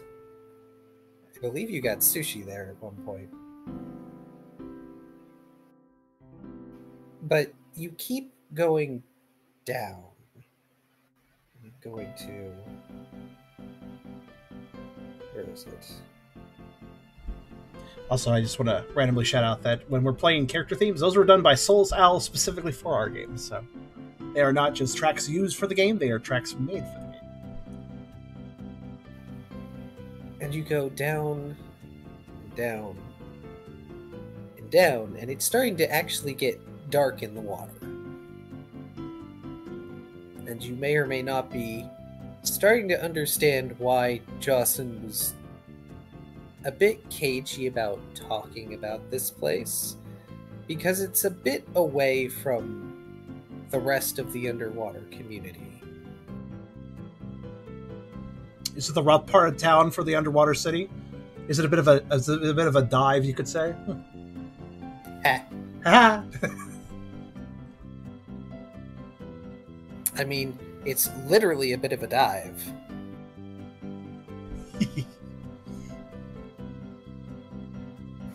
But I have a written out description of this entire place. And hopefully you saw the art, and you may want to share it. Oh, okay. I never... If I'm doing a stream, I see nothing outside of the stream, basically, unless I'm otherwise notified. Let me save that. Yes. I still remember the first time I drew the underwater community. I'm very proud of that. I do remember that one. It's in my folder here somewhere, too. But this is like the deep depths. But here we go. Down at the darkest outskirts of the aquatic section of Sea Spray lies a suitably large conch shell home of dark purples and blues, with spikes not unlike those of a cloister. Strange talismans of seaweed, dead coral, and flotsam bits inscribed with glowing ink, hang from these spines and sway with the deep tides. A curtain made from strung-together shells and fishbone covers the entrance.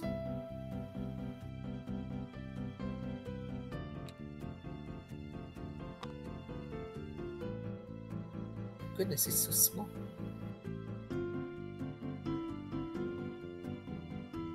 I did not do the curtain there, unfortunately.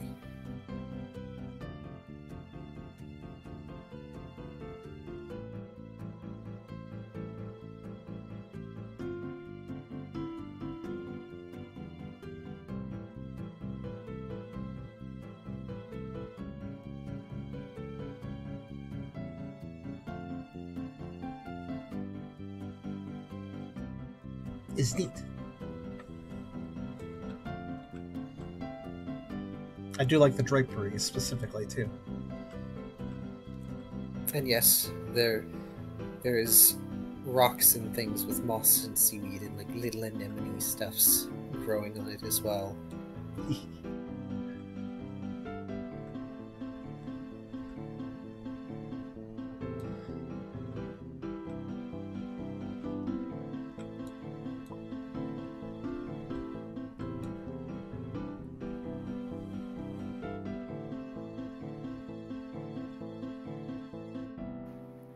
Eerie, Brooke says to himself as he marvels a little at his surroundings. Bah, you ain't seen nothing yet. Might want to quiet down, though. Never know when something spooky might come to take a bite this deep. As Jocelyn swims down to the entrance and alights, parting the curtain and walking up what looks like stairs, sort of. Walking as much as swimming allows, anyway.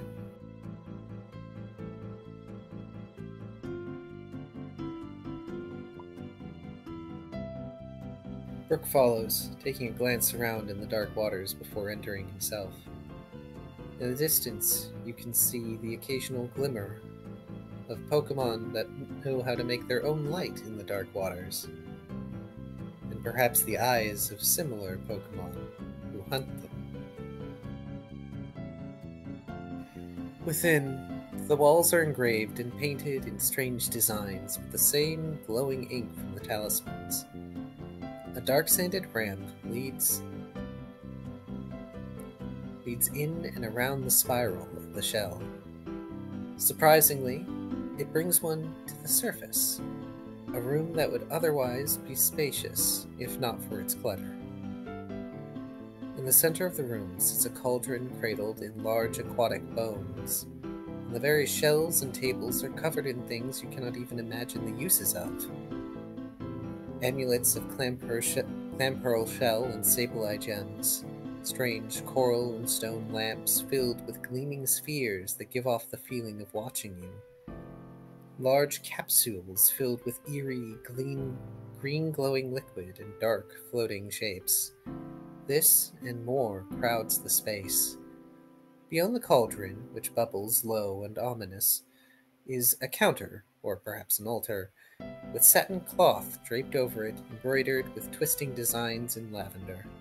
Sitting in the center is a gleaming crystal of jagged, semi-conical shape.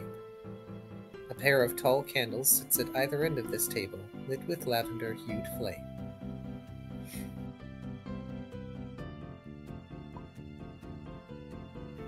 Wicked, Brooke says, a bit awestruck, and I'm not doing justice to that line at all. I'm sorry. Is this particular room out of the water, actually? Yes. Ah, okay. That explains the flames. I thought so, but it's not well depicted in the art, but the shell is supposed to be leaning against the I want to call it the shelf, but that's not exactly correct. The like the sands behind it, the reef behind it. Okay, yeah, I do kind of see it at like the tilt. I see it now. Yeah.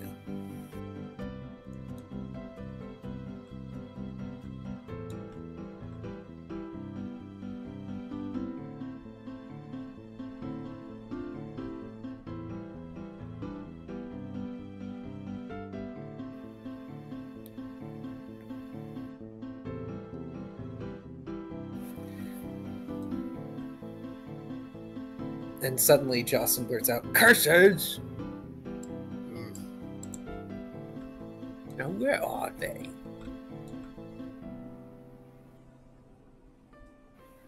They squint and start looking around the cluttered shop space.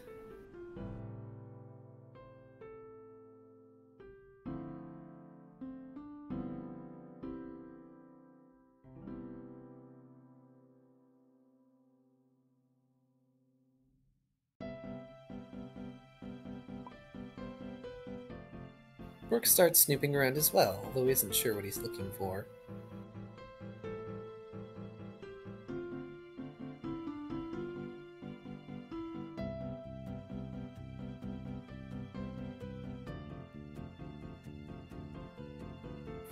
If I can sit up so I can breathe right.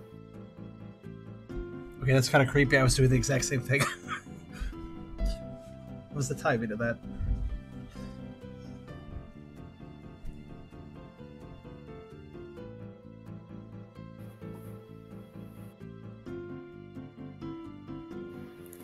So, as you look around, Brooke, you do get a look at all these various items and things that are about.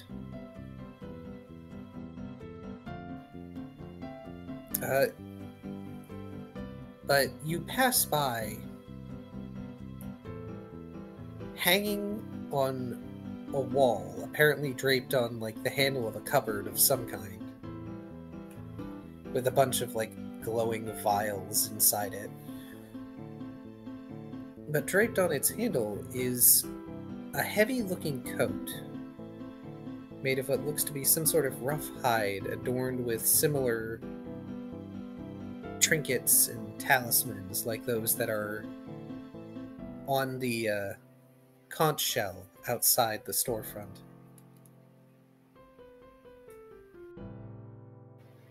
It also seems to have straps of some kind on its shoulders and lower at the hem of the coat, kind of like it's got room for other things on it.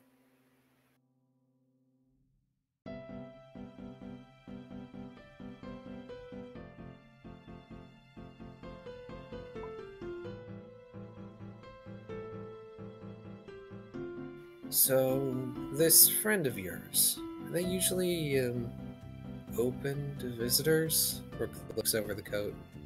Oh, this looks cool. Well, they're more open than people think. But I understand why some mons might like to stay away. Now, if I knew exactly where they were... They're over by the table and they sort of tap at the crystal.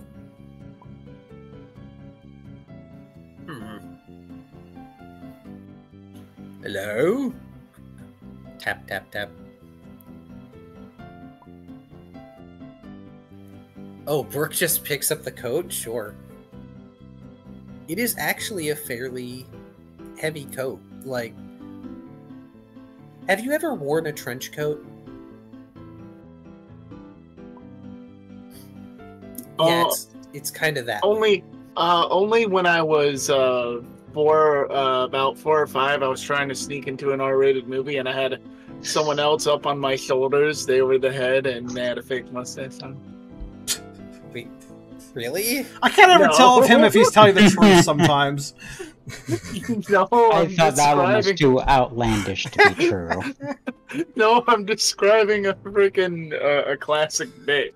Realistically, though, what you're describing is literally the coat I have to have for Canadian winters, because Canadian winters are not screwed around. So I have this like tank of a coat now for this for the. For okay, the so basically everyone understands trench coats be heavy. It's heavy like that.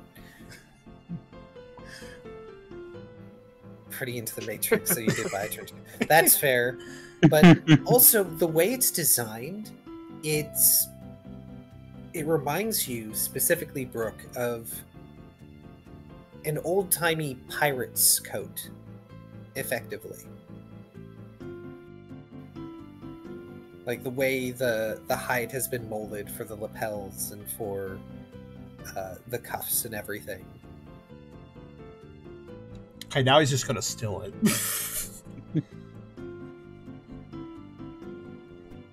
Well, makes sense that Brooke becomes our pirate captain. Yo ho, a pirate life for me. It's my dream come true. We're finally pirates. If you recall, I suggested that back when we were in Sea Spray for the first time. I tried to sing sea shanties and everything. I remember. In another universe, y'all just became pirates. Yar. I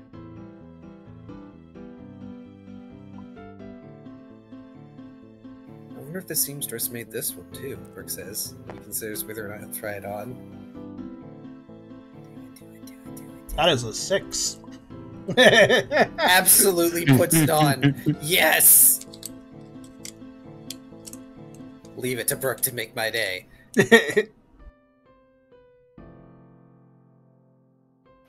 So, you put it on, and you feel the weight of it, but it feels comfortable on you for some reason. If perhaps a little bit stiff. I am the best at first impressions. Yes, you are!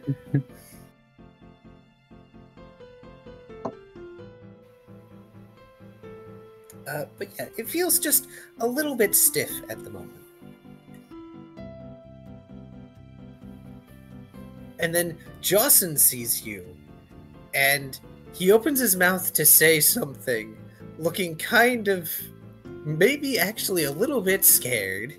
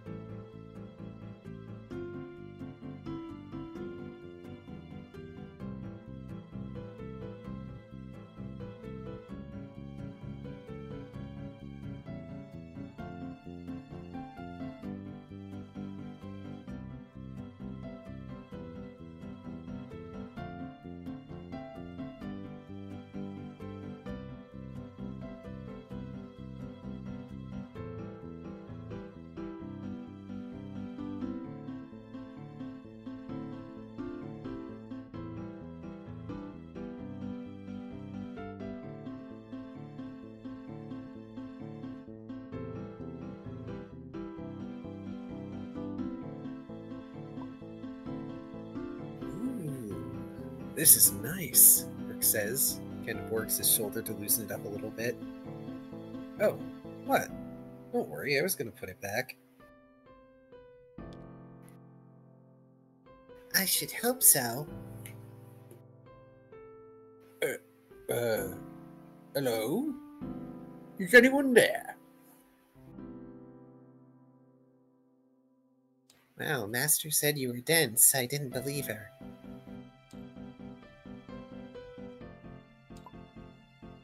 Brooke looks around. You don't see anyone. Go ahead and make me an insight survival alert check.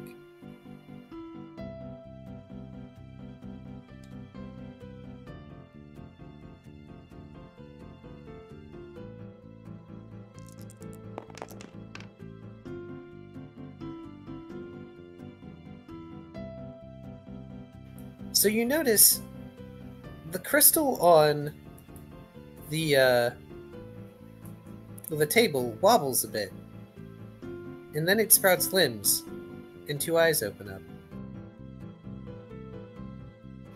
You're gonna have to pardon me a minute, because I need to load. Huh.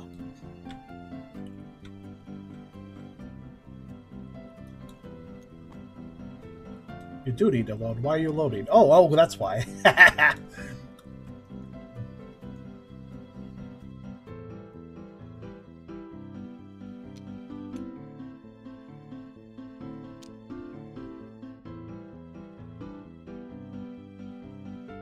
As this little bergmite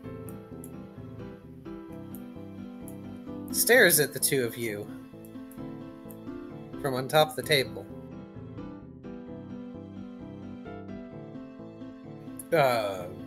And who might you be? Wow, if not for the code, I might mistake you for brothers. Oh, hello there, Brooke says. Sorry about the coat. It just kind of called to me. Impulse control is hard. He rubs his head a bit.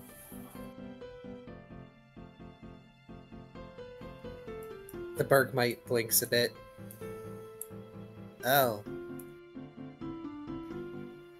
Oh, my master is going to absolutely love you. Hey, Jocelyn, did you actually bring money this time? What? Excuse me, I don't always... Wait, how would you know that? Who are you?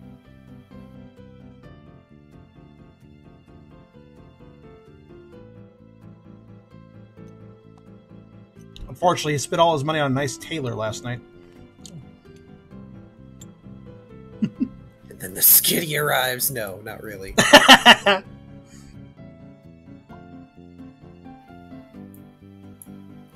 That sounds good, Brooke says tentatively, and still hasn't taken off the coat. I see you've met my new apprentice, Jocelyn. A visible, almost cartoonish shiver runs from Jocelyn's tail tip up his spine as he just freezes in place. The voice coming from behind the both of you.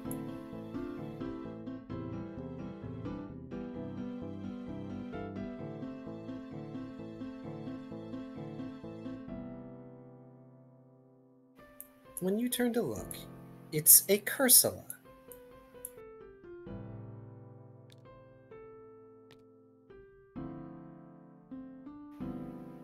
Just sort of standing, sitting, it's hard to tell.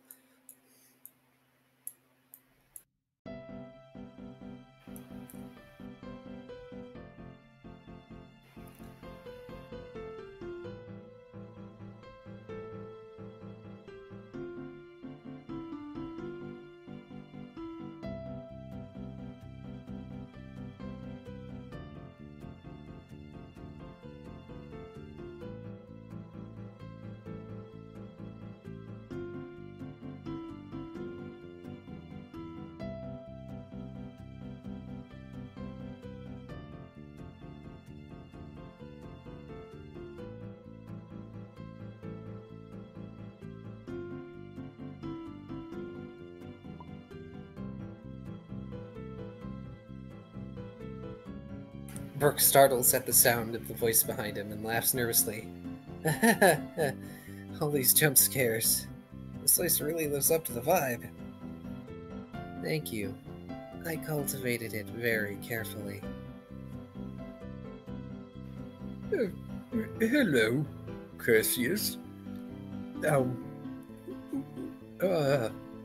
I see you've already met my new apprentice. Dysphoria. They picked the name. I didn't. And fine name it is. Possibly finer than my own. Oh, just, Brooke says before just taking off the coat. No. Don't. It's perfectly fine. Jocelyn, who is your eager friend?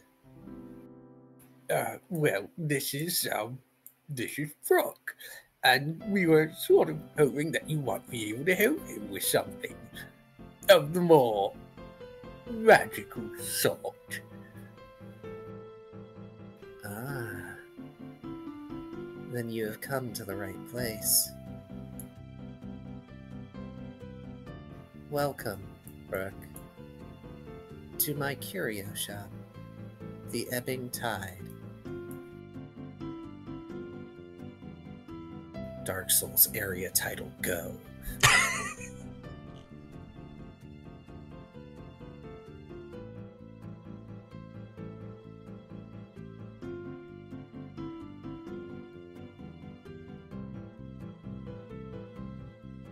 I was almost like, no, don't take off the coat. I'm a piece of freaking coral. I can't wear it anyways. I do wonder if he could fit in it, though. Karserus? A lot of that, like, transparent stuff is ectoplasm. Oh, is that what they're made of? Yep. It's just the core and the lower bit that are solid. There, that then.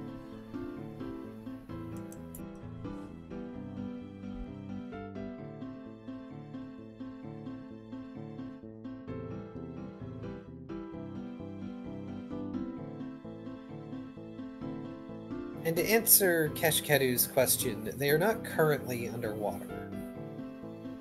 They are in a dry air pocket, which may or may not have an exit to the surface.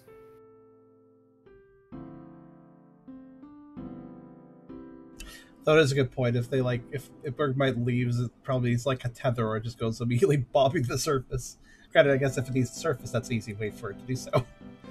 Now I'm just imagining the Cursula hanging on to the Bergmite and just Mary Poppinsing all the way to the surface.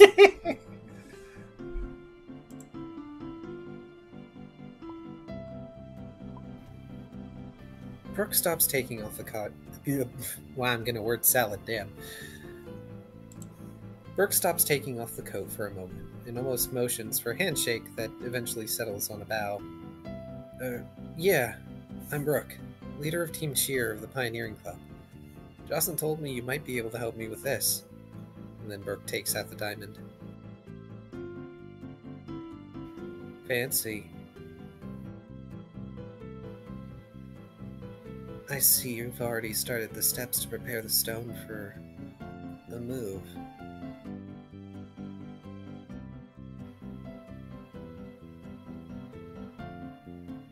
Their eyelids droop a bit into something of a deadpan expression as they look at the stone. Someone tinkered with it.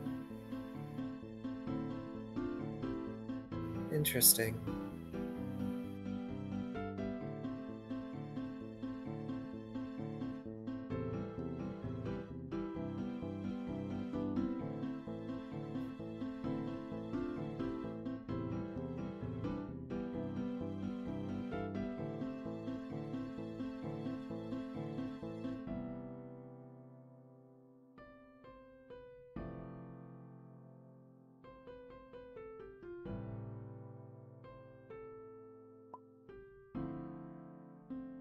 Oh, well, it actually started out as an orangey gem, then it fell into a pot with some weird goop in it, and it came out like this. Oh, that explains it.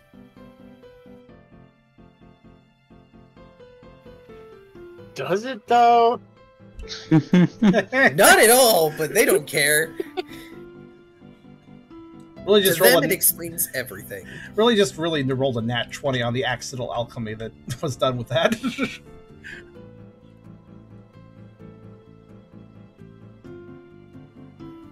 You know, Jocelyn has spoken about you multiple times. I suppose, given that coat seems to fit you well, you must be as impressive as he says. Oh, well, I haven't played up Brooke that much. You're just a good pal, that's all. When you didn't have an apprentice the last time I was here.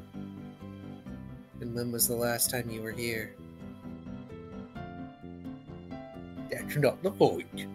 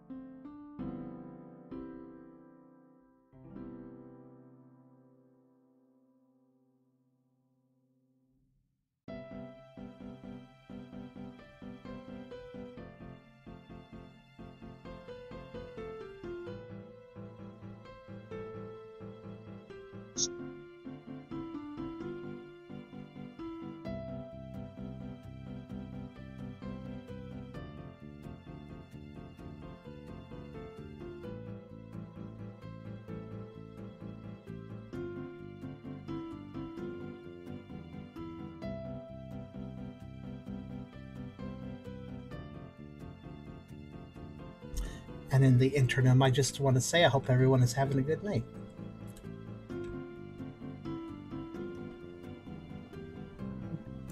I hope so as well. I feel like tonight has gone well so far. Mm-hmm. Really? Brooke says, feeling a bit flustered. That's surprising. He smiles a bit to himself before clearing his throat. I'd really love to get an ice beam or something put in here. I want to make a fancy knife. Oh, is that all? Please, set your fancy stone on the table.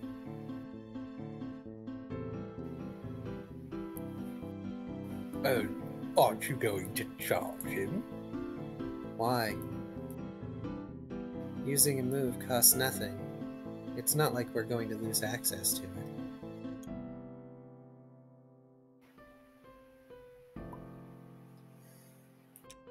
Brooke rubs his head and sets it on the table. You're being awfully charitable. What's your angle, Karserus? In due time, my good Croc. But if you're going to keep talking, would you mind stirring the cauldron? You're a terrible wingman, Jocelyn, Brooke huffs. Look, I'm just being cautious is all. Not to say that you shouldn't get such a gemstone filled with powerful moves or what have you. You are rather amazing, I'll admit. Well, come on. I was just going to remark, honestly, though, a ghost type can brood on a scheme as long as they want to. They're a ghost type.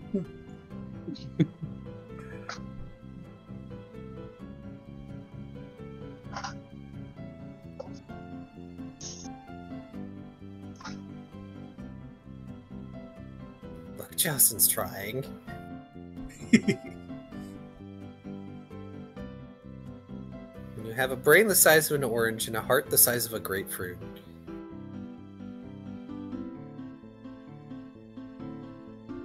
Or something to that effect.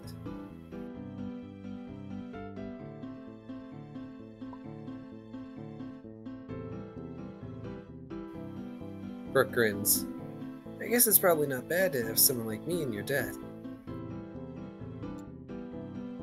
Indeed. Jocelyn knows that sort of thing better than anyone else here. Isn't that right, Jocelyn? Now there's no reason to be getting into my personal affairs. I brought a friend here to provide you business, and mostly to help my friend, but still. Wow, they're right. You are terrible at this. Dysphoria, if you would. As you wish, Master.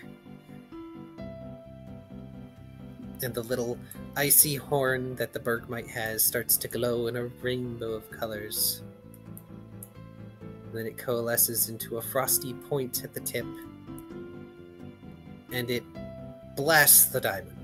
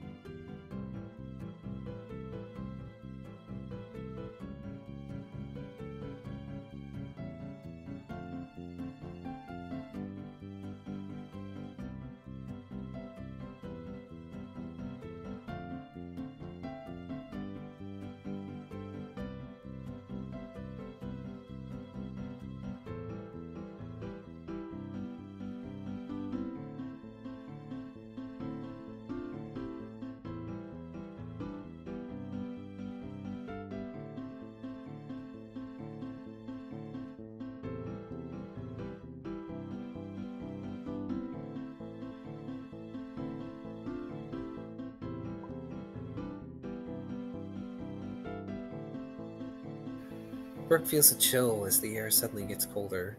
He watches with curiosity to see if he can discern anything about how the move is used, too. Purely from observing, all you're able to understand, at least about how Ice Beam works, is that hold energy is gathered at a specific point and then ejected. Same as most other energy-using moves.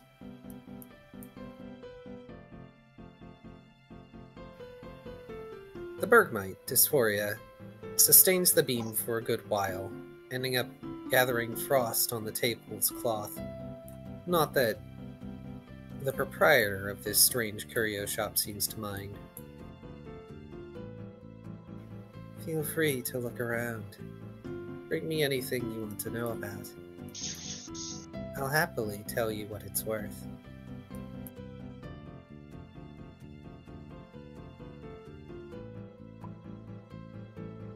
Seems similar to Ice Fang, he determines. The ice gem is somewhat an approximation already. It is! Honestly, probably better tailored for Brooke's needs than an Ice Beam. If a smidge inaccurate.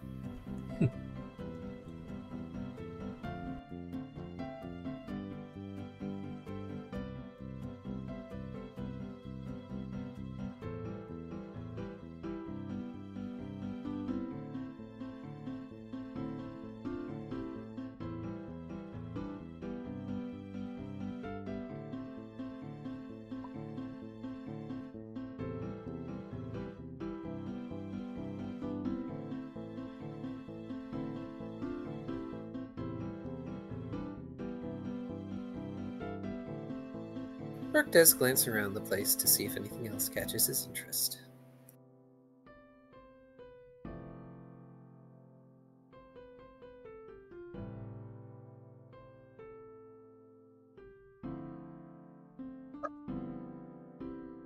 So I'm going to, in our little group chat,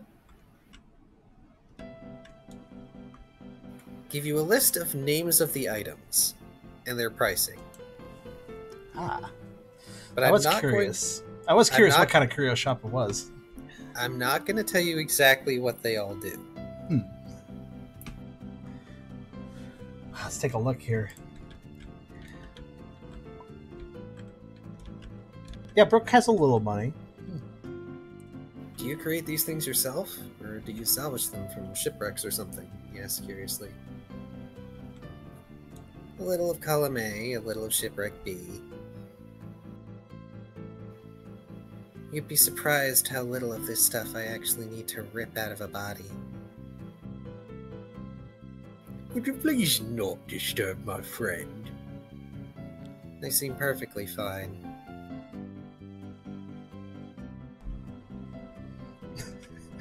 What a statement! You'd be surprised how often, how little I have to eviscerate people for these things. Like, wow.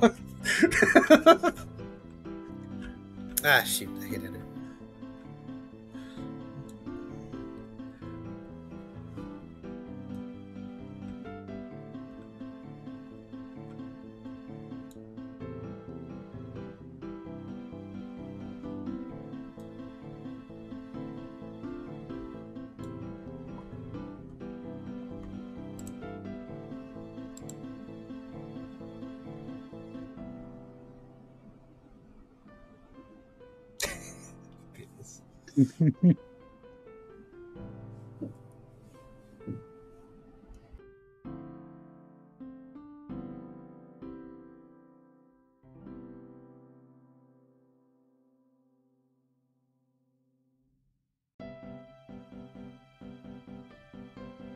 There we go. I've dealt with ghosts before. It's fine, Brooke says. Really? Well, I shouldn't be totally surprised. You are the wardly sort. But yes, if you want to look in the group chat, it has the list of what's there.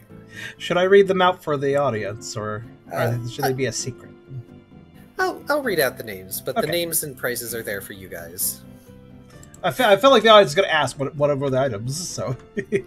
So the list, as it stands, is the Glow Gazer lamps, Gloomhunger pendants, strange goo, ink fog orbs, deep tide talismans, bottled woe, or magic jewelry. I will say the magic jewelry selection varies per visit, so you may visit now and there's some there that will not be there next time, and there will be something else. That is generally how a Kyrio shop works, right? Never expect it to be there the next time you show up. Expect it to be replaced by something else.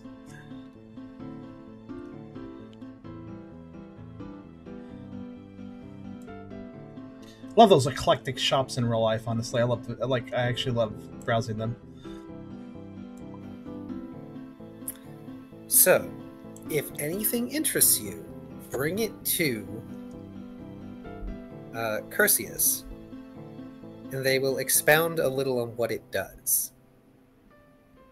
But they aren't going to tell you mechanically what it does. Because that's just how they work. I mean, that's a very ghostly... Not giving a full answer is a very ghost thing to do. Actually, while my apprentice does all this hard work, I have a question for you. Mr. Brooke, the champion. Do you like the coat?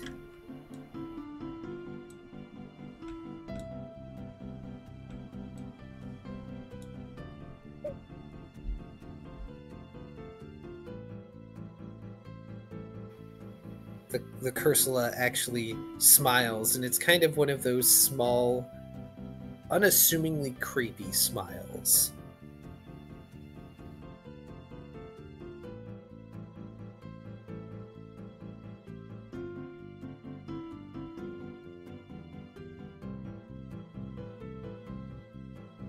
Also, side note, like every time you go to Sea Spray, I seemingly add more shops. I mean, it would have more. It's... And of course, I knew that Beerus would want a lamp. Of course. You've set him off with that.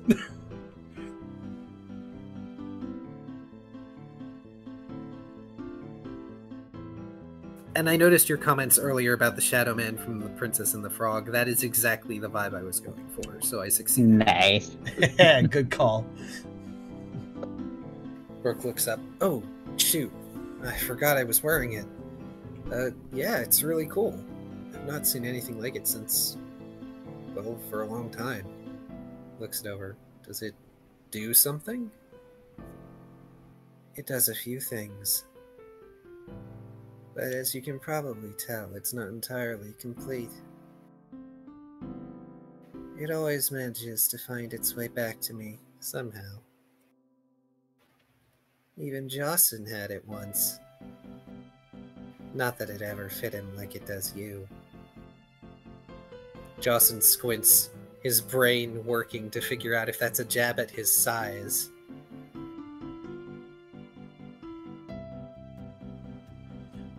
Oh, okay, as a verified ghost, I can say something on this, like prediction. If a ghost says, "Yeah, that item," it generally finds its way back to me. That's a way of a ghost tell you that item is cursed and will kill the user in 20 days. Nah. Nah. I mean, that was my first guess, but Jocelyn proves that it doesn't necessarily kill you. It just makes its way back somehow. True. Probably via bad luck, in that case. What good is a cursed item if it kills your customers? That's true. Especially if it's traceable. Incomplete. What is it missing? Any number of things. There's a lot that I could do with that missing space. A lot that you could do with it, if you put your mind to it. Would you like the coat? You're not seriously gonna give it away. Go back to using Ice Beam. Yes, mistress.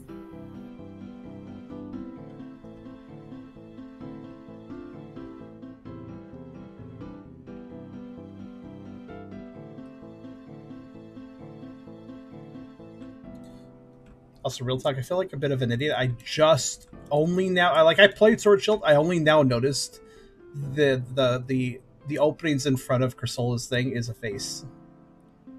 I never noticed that before. Yep. Brooke looks skeptical. How much is it? Oh. You seem to be under a misapprehension. A misunderstanding. I don't sell the coat. After all, most Pokemon wouldn't be able to afford it if I did. I'm not like a certain spider I found out has been hanging around here. No. Instead, I want you to do me a favor. You can take it on now, or I can call upon you later. But as Jocelyn can attest, later might be an inopportune time.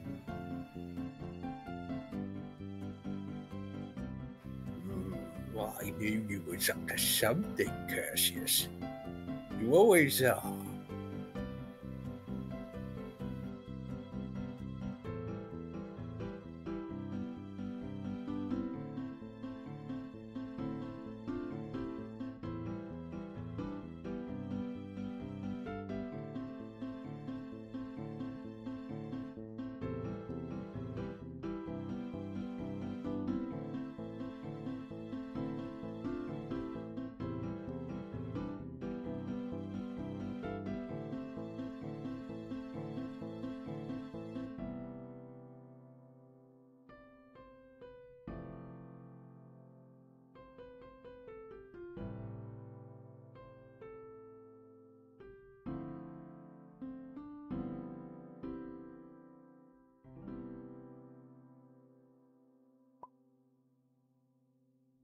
I see.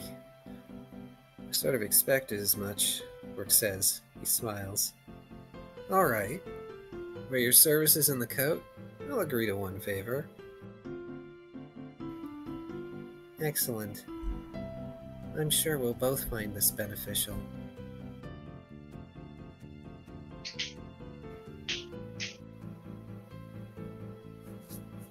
There happens to be an unwanted guest swimming around the territory here. The shop is fine, but it's scaring off customers. I would like you and your little team to take care of it for me.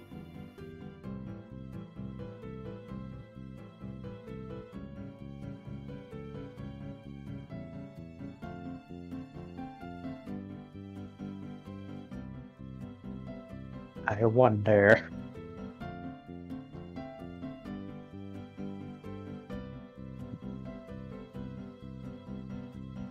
Specifically requested by me.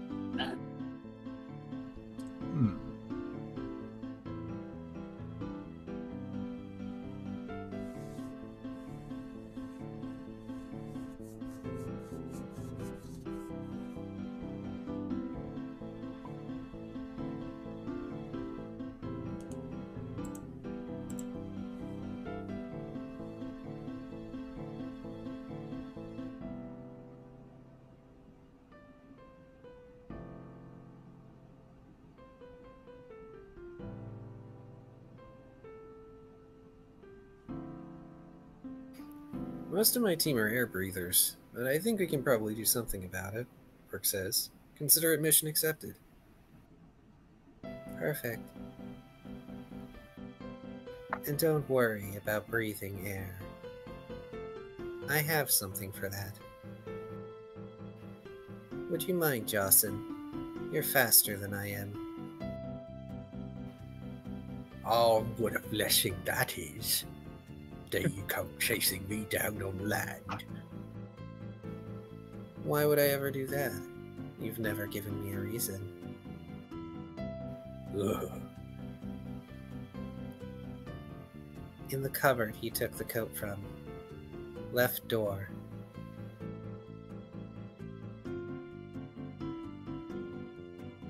How many teammates do you have, Mr. Brooke? Or should I call you Captain Brooke?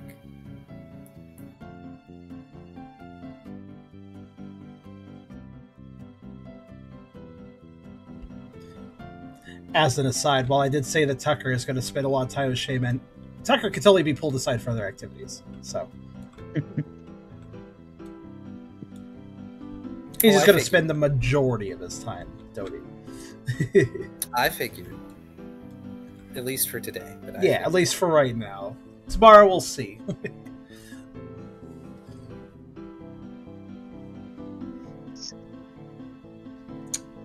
Puppos are decent at swimming, so he could be useful for this.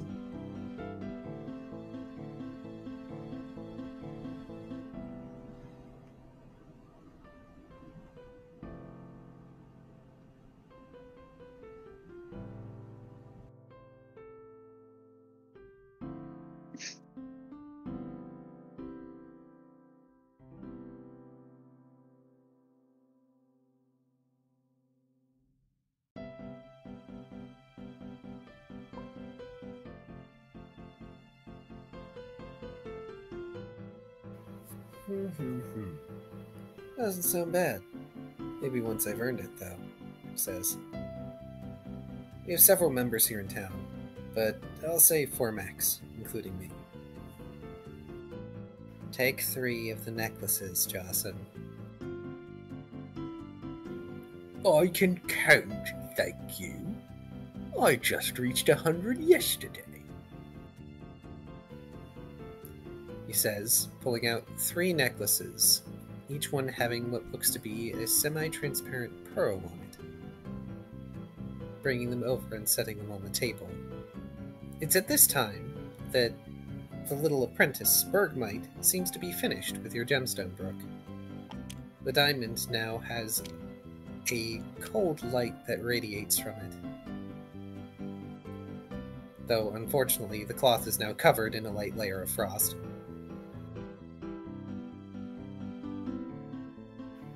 You may borrow these. Except the gemstone, that's yours. That's not borrowing, that's just taking what's yours.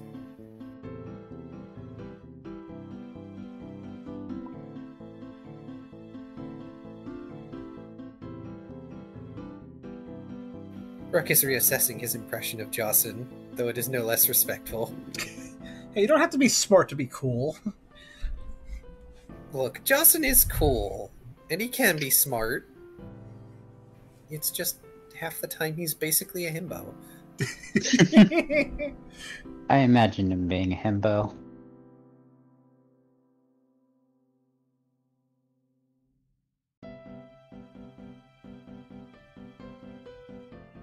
Disclaimer, this does not reflect on Lyre in any way. Hey, nothing wrong with liking a good old himbo, okay?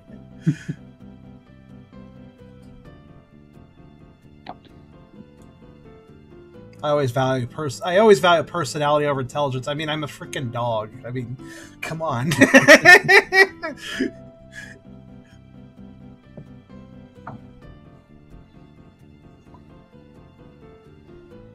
Brooke takes the necklaces and the gem. He smiles at the jewel. Ah, perfect. I think this'll do just fine. We should return these when we're done with them. Good, you understand the concept of borrowing. Some people don't. Still have that creepy little smile. Please make sure they don't wear those until they're in the water. After all, if all you can breathe is water, it makes breathing air a little difficult.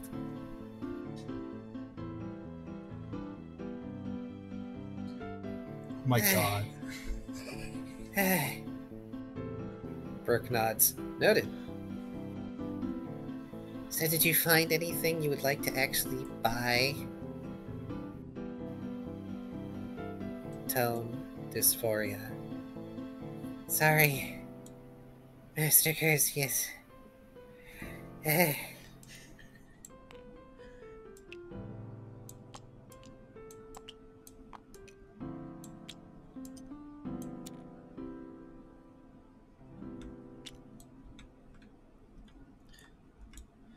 That was an awful long ice beam attack, so fair enough that he's exhausted.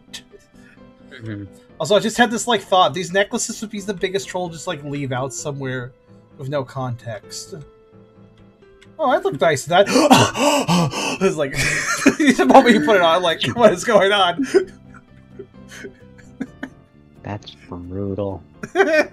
It's actually based off of a curse spell in Pathfinder. Oh.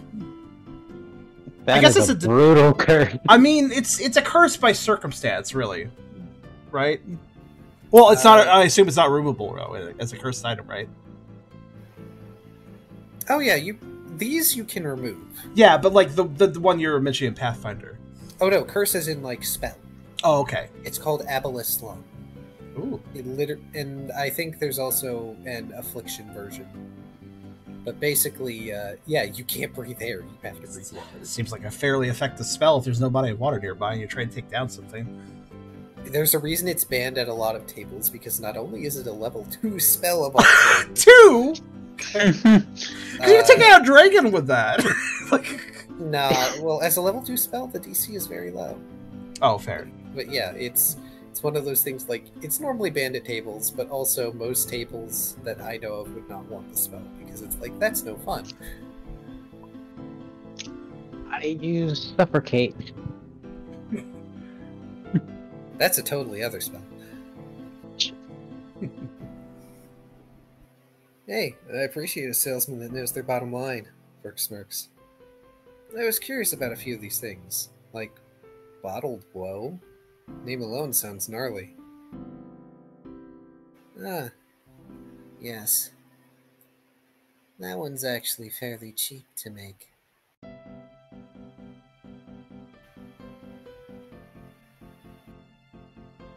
Bottled woe or bottled woe? That's just marijuana, the latter one. Yeah, that's just a bong. That's just fucking bong filled with resin. Here's the description of it. Disturbing shapes shift and squirm in this stoppered glass bottle.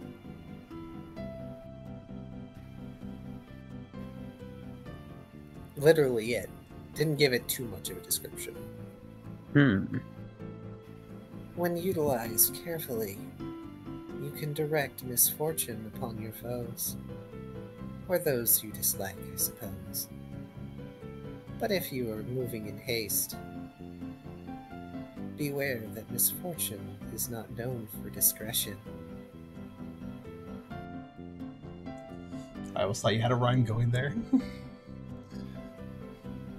Of course, you might find yourself distracted once in a while. All that woe bottled up likes to make noises sometimes.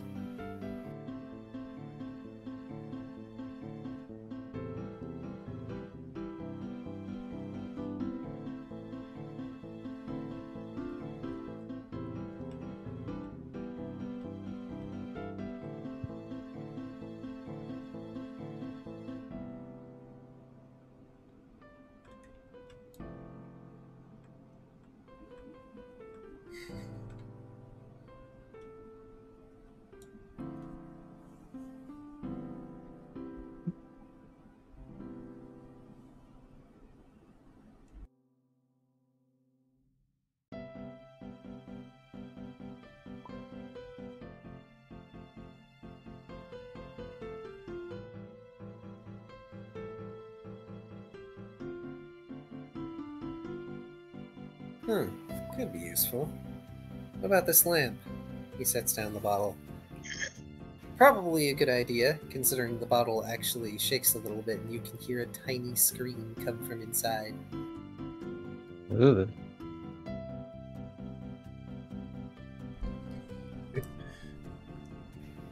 Ah, those are also popular.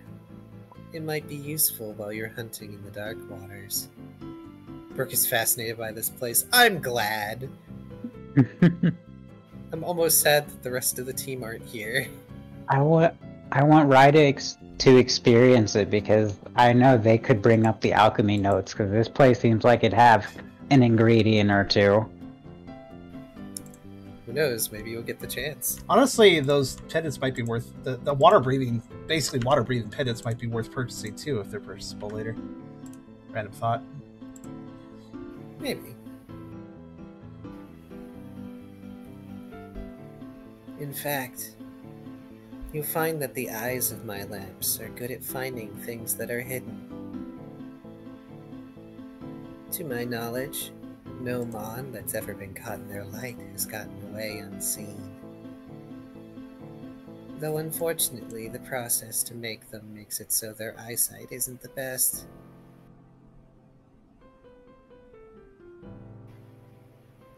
When Brooke holds up the lamp, it reveals that all of the orbs inside are these yellow eyes with slitted pupils.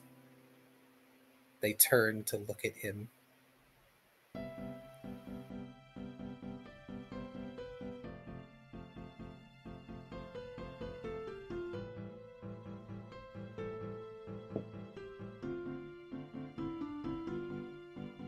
Bear in mind, however, I don't exactly have a way to turn it off.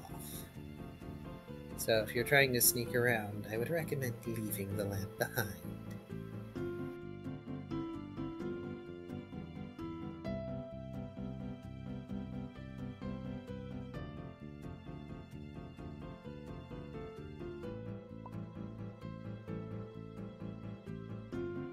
Creepy, Brooke smiles.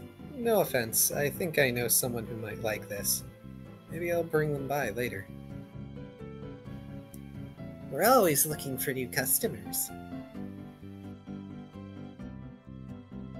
Dysphoria is always eager to work the dark arts. I hope you won't mind them trying to hawk some of their experimental creations when that time comes.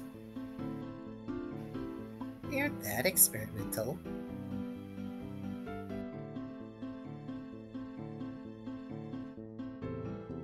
No offense directed towards the lamp for the creepy comment.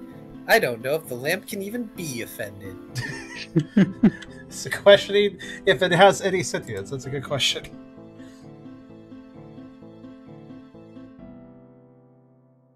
Well, depending on how many eyes it has, it could be offended several times over.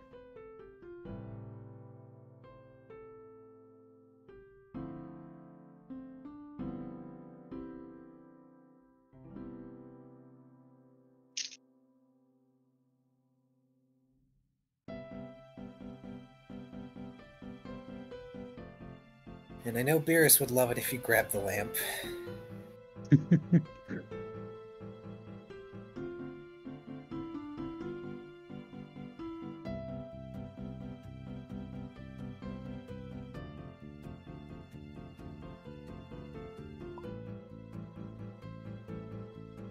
This one looks like one of yours we used before, Brooke says. What's special about it? Oh, that. You know, the first one I made I did as a joke. And then Jocelyn wanted one. And then about 3 or 4 other customers wanted one. You're very welcome, Karserus. The ink fog orb, it does exactly what it says. You break it, as any other orb, and it creates a dark miasma, one through which no one can see. You're unlikely to hit anything in that state, but it might provide you breathing room in a desperate situation. Underwater smoke bomb. Definitely could be useful, Brooke says. Under or out of water.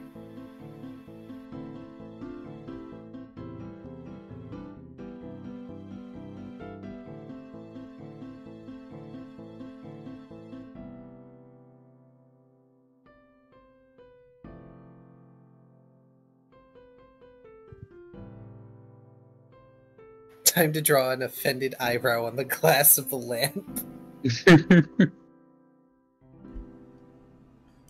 How to make it less creepy. Just give it eyebrows. Just give it a ton of angry eyebrows, one for each eye.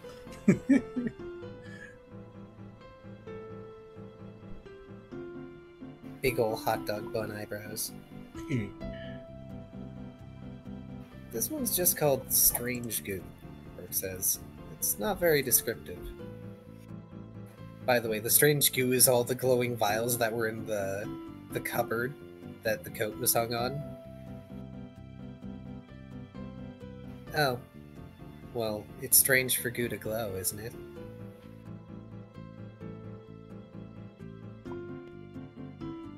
Got me there.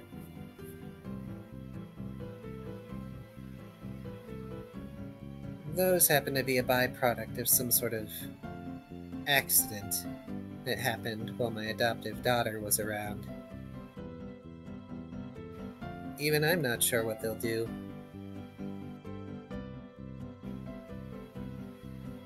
I like to hawk it as a drink it and find out.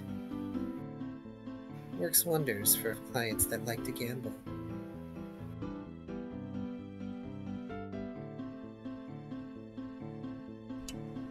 Huh. Adoptive daughter. I'm personally a fan of strange goo, maybe a bit biased. Daughter, huh? Anyone I'd know about? Certainly. They're a pioneer too.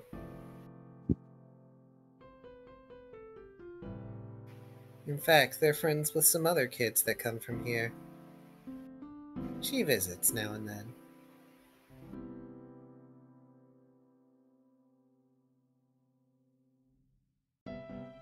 Audience and players all get 3 guesses as to who it is. Purloin, how many moms do you have? No.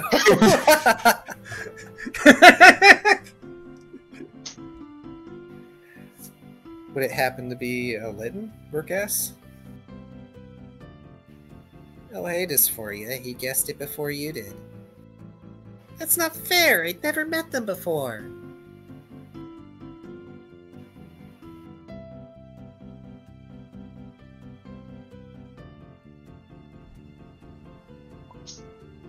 True. I only knew because you have a similar manner of speaking. Good point. I was wondering when it would hit. Ah, yes. She seems to have picked up on my bad habits. But that's fine. Not like she has very much interest in being down here anyway.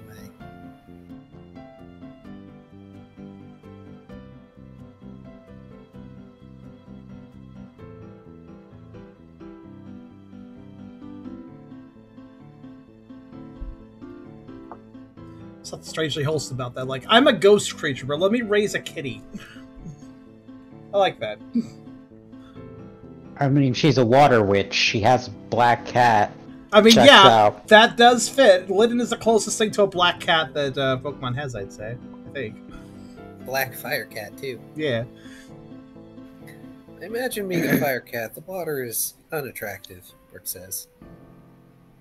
And in response, made bathing her a pain. Last thing that caught my eye was this talisman thing.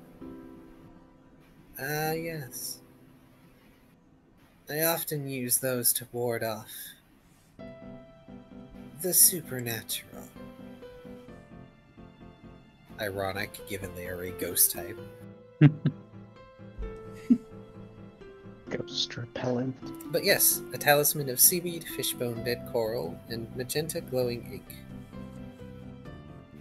You may find that particularly useful to you, though it is expensive and only one use. When you crush the talisman, you will be able to invoke the power of ancient life. After all, are we not our mightiest when we are near death?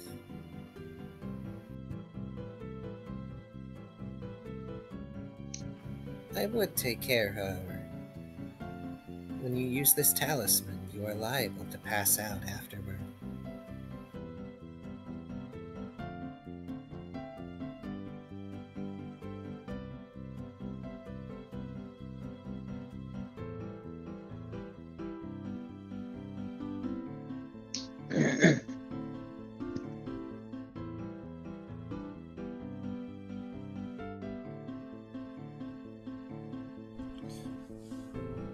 Huh.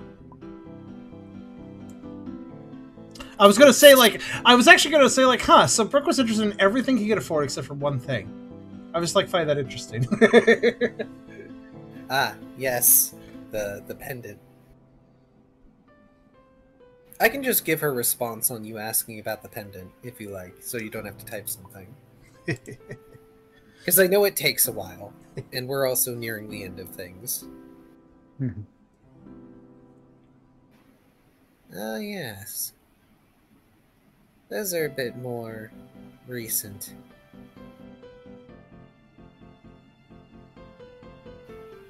You may find yourself suffering strange hungers when you wear it.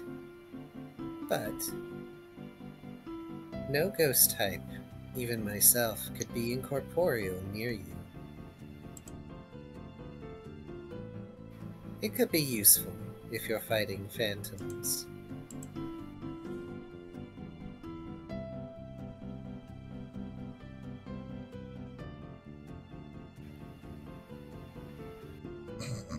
Wait, isn't that the pendant that makes you eat shh? You'll ruin the surprise.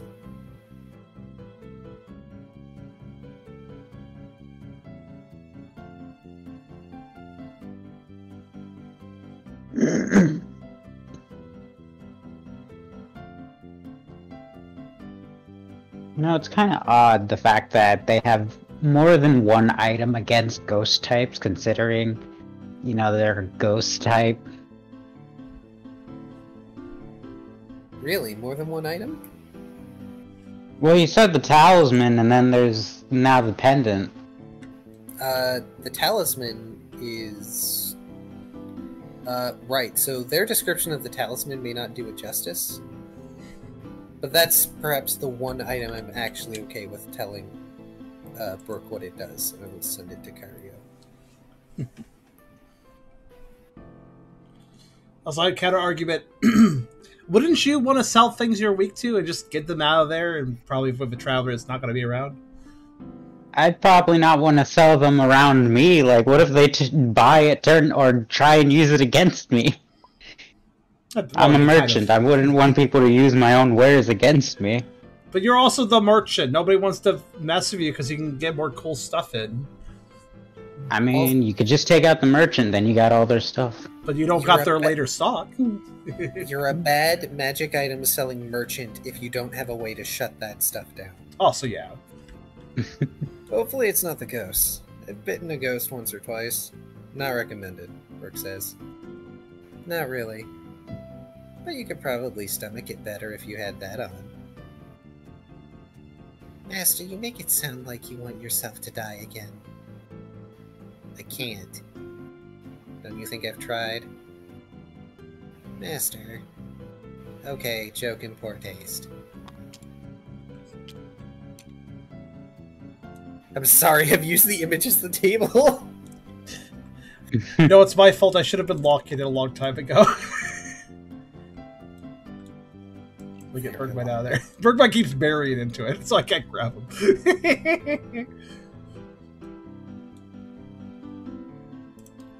Also, that made me realize quite late, but there.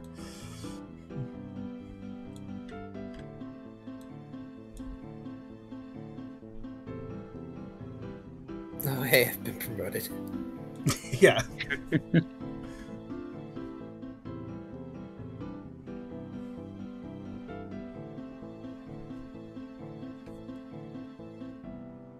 To be honest, I really don't think Karserus is in any danger.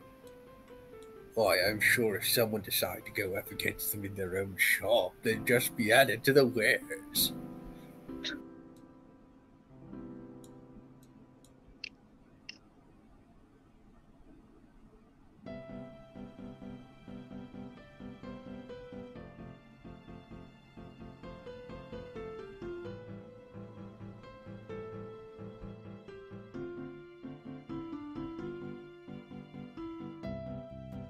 I'll say Avarian has a point, because Cursola works where if you hit him with a contact move, you're both fainting now. So, like, would you really want to attack Cursola? Yep. Cursula doesn't care. You can attack them. You're going down too.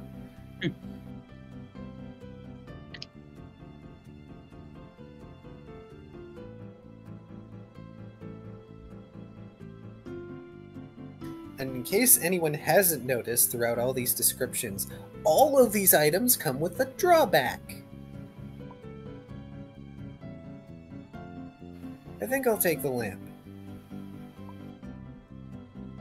Brooke says after a while. I'm a little low on poke right now, but I definitely think I'll be back at some point. Excellent. Please, just set the poke on the table and take your lamp. Pick anyone you like. I'm sure there must be one with eyes that appeal to you. They say with a very amused look.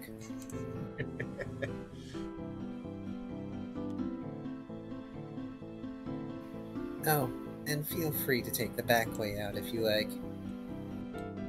They say that, and a door at the back of the shop just sort of creaks open, revealing a staircase going up.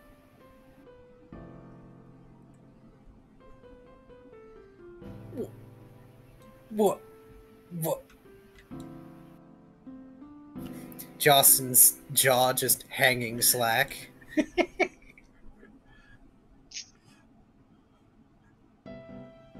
It's not every day I let Pokemon out through my house. Oh, yes, no, that makes sense, yes, He says, nodding emphatically.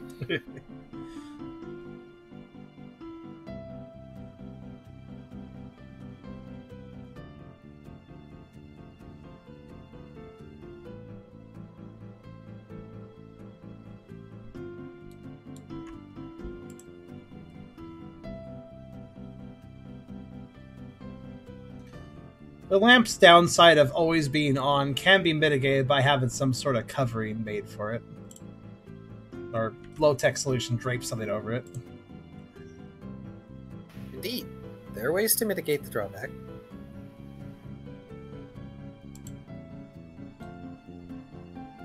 Guess the other drawback is it's creepy, but like that's fine.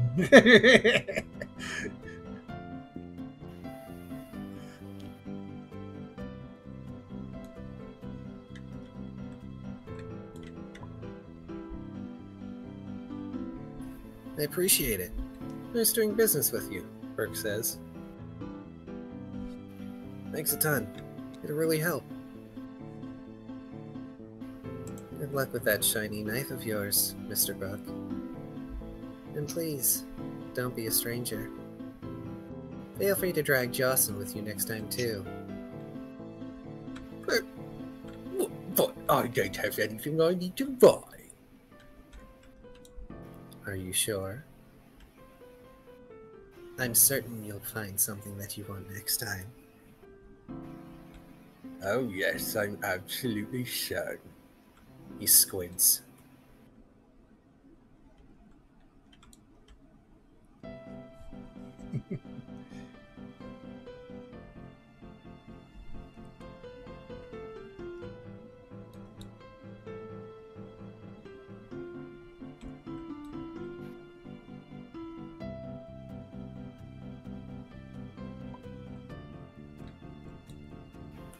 I'm sure he'd love to visit more often, Brooke says with a smile.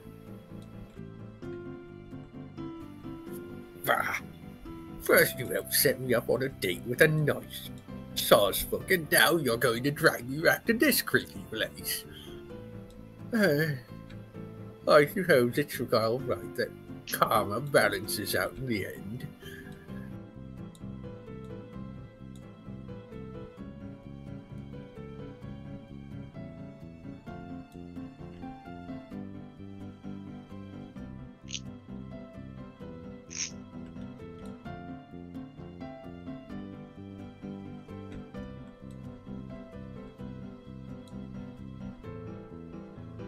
So what was the so far known description of the glow laser lamp as far as its effects?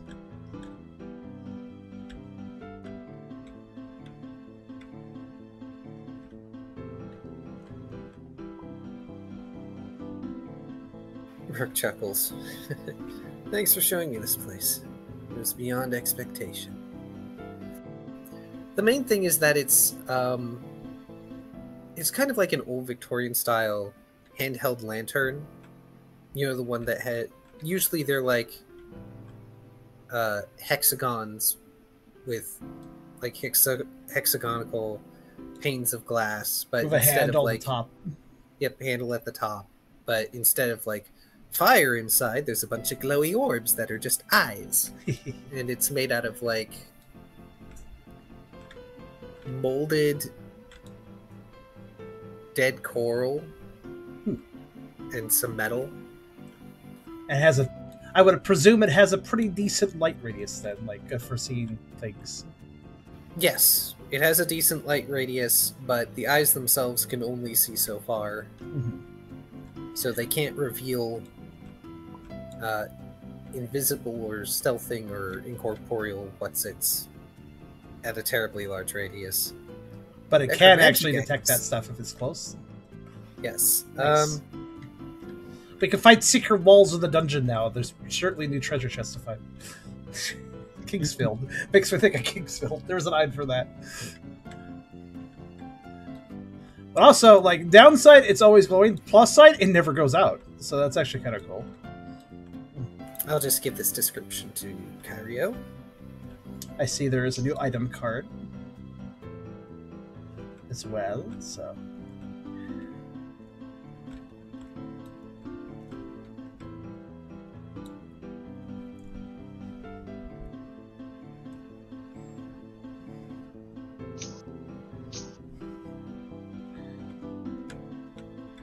It's actually a decent, like, psychological question. Would you own something that's absolutely creepy, but it's, like, kind of useful for your day-to-day life?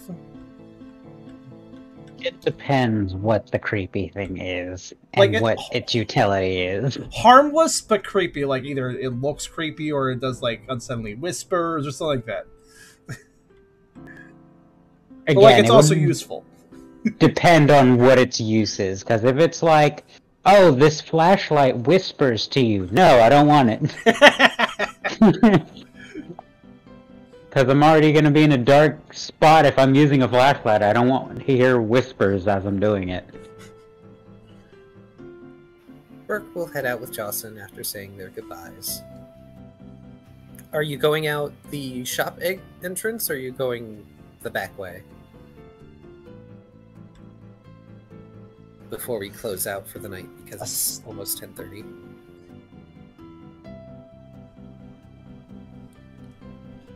Okay, the back way. So you head up, and you do notice that the lamp just does not turn off, regardless of which one you picked. Mostly they're like yellow glowy, but there are some that have different colors like purple or blue. Ooh. But as you go up the stairs, eventually you come through another door, and it's a surprisingly normal-looking house inside. And it looks like you've just come up inside some sort of living room with a coffee table, a sofa, you know, like a side table with a lamp. It looks like Karserus left a pot of tea just sort of sitting on the coffee table on a platter with a teacup.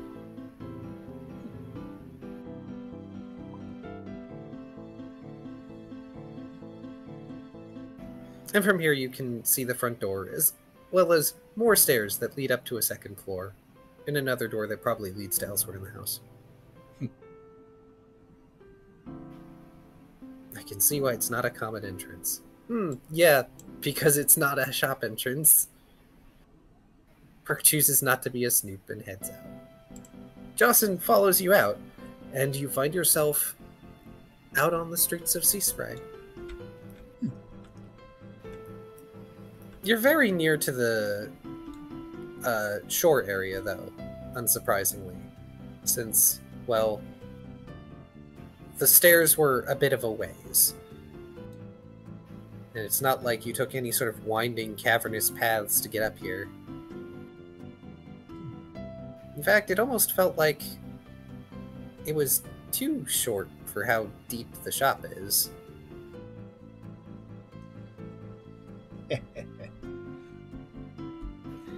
Jocelyn blinks as he tries to adjust to actual sunlight. Yeah.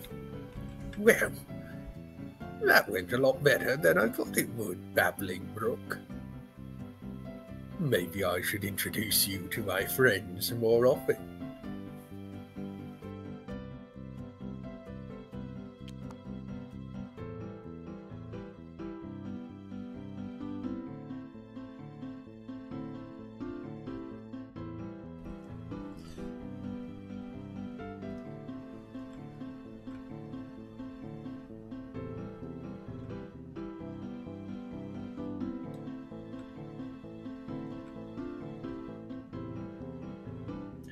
Does seem that Jocelyn knows odd people, but that's always honestly there's always the guy that knows all the weird people, but it's like usually useful to know those people too.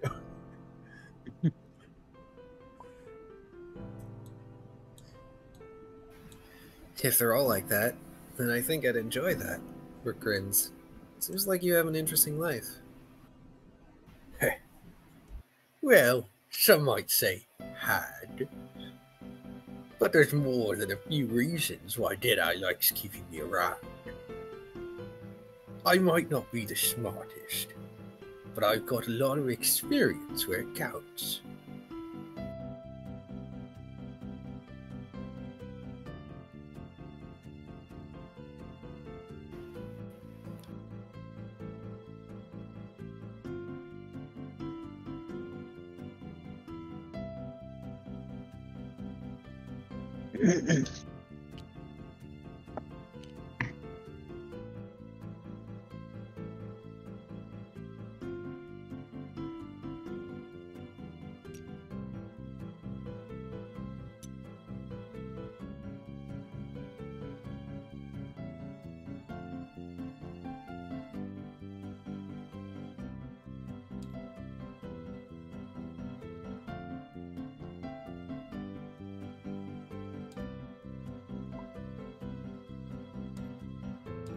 That's definitely what I need more of, Brooke says. You still make a lot of mistakes. Jocelyn claps Brooke on the back and then places a hand on his shoulder. Ha! Haven't we all? But that's part of learning, part of getting the experience. So make your mistakes, learn, feel bad about it, and then walk it off. That's what I do.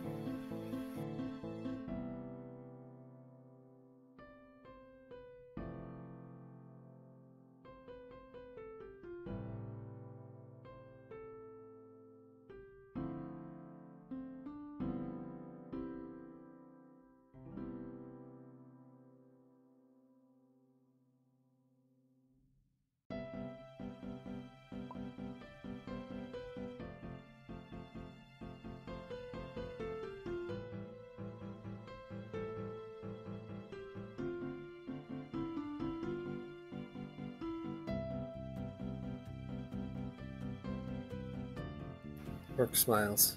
Yeah, that sounds good to me.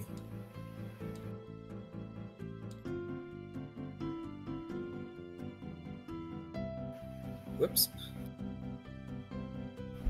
I broke something. Don't worry about it. It's not a big deal. Now, I apologize, but it is 10:30. So we should probably wrap up for the night. Next time we will hopefully get to a number of other things. Because I am very excitedly looking forward to investigation time.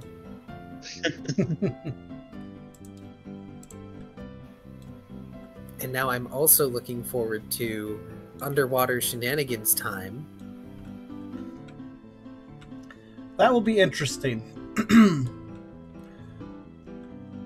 So I was thinking that an underwater section of the game would be kind of interesting. So, taste of that.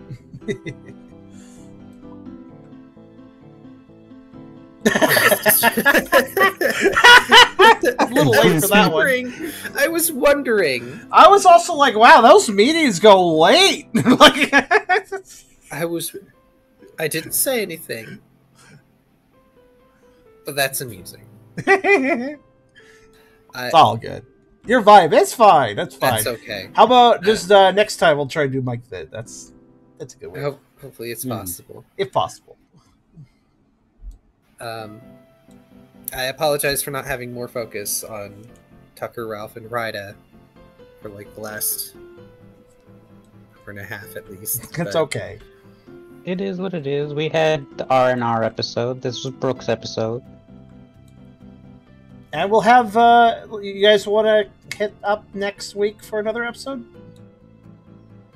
And go back to normal schedule? Yep. How's that sound to everybody? I think that's good for everybody. that sounds good to me. I think I could do it. I think the audience would appreciate that. Hopefully Tubby hasn't been muted. Yeah, I was wondering. Nah, Tubby, I'm good. Okay. Tubby, you think next week will do good? Oh, I think so. Okay. And then we'll just go back to our usual 2 weeks. That way we get back on the weeks we were doing before, because I do know that I believe it is Hydra that has other things happen on every other week, so like we do need to return to the normal schedule. Yes. Was I it have your- my own Pokerole Yeah. Didn't happen this that week, I'm though? the DM of. Didn't happen this week, though? We didn't have it this week because one of the players had to go to a wedding. Oh, okay. Oh. Well, I hope that went well for them. Well, and yes, as Kyrio asked, standard 2 experience today, Okay. but you all are on track to conclude a very long-running, self-imposed main quest. The best type of main quest is one that the party is like themselves dedicated to, so. And Ryda has put a main villain on their hit list, so oh no. The hit list only grows the more people Ryda meets. It's okay. It's okay. Everyone else is there to keep Ryda from going ballistic. Hey, at least I'm not going full murder hobo anymore. For now. For now. It did end quite complicated, I agree with you there, but to be fair, I mean, an issue of the mind in a comatose patient, like that is not a small problem. Mhm. Let's see. I'm going to do a point spending, actually. Let's see. I always mix up what's called what. Specialties are the ones that are, like, brawl, evasion, etc., right? Yes. Yeah, okay. So that would be... You have your attributes, you have your skills, and then you have your specialties. Okay. I can never remember which is which. I just remember the price. I'm gonna buy an etiquette and I'm gonna buy a perform. That's 6 times current score, so that's gonna be 12 and 12, so 24. Reason? Because that's kind of the focus he's doing right now, I'd say, those 2 things.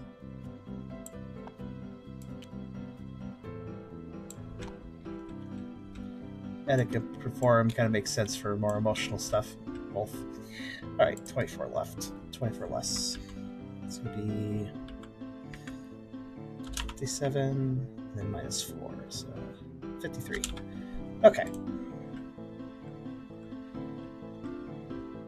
And another nice benefit of increasing specialties is that they don't have any sort of, like, they don't affect level or other stats. Like, you just pop them in, there you go.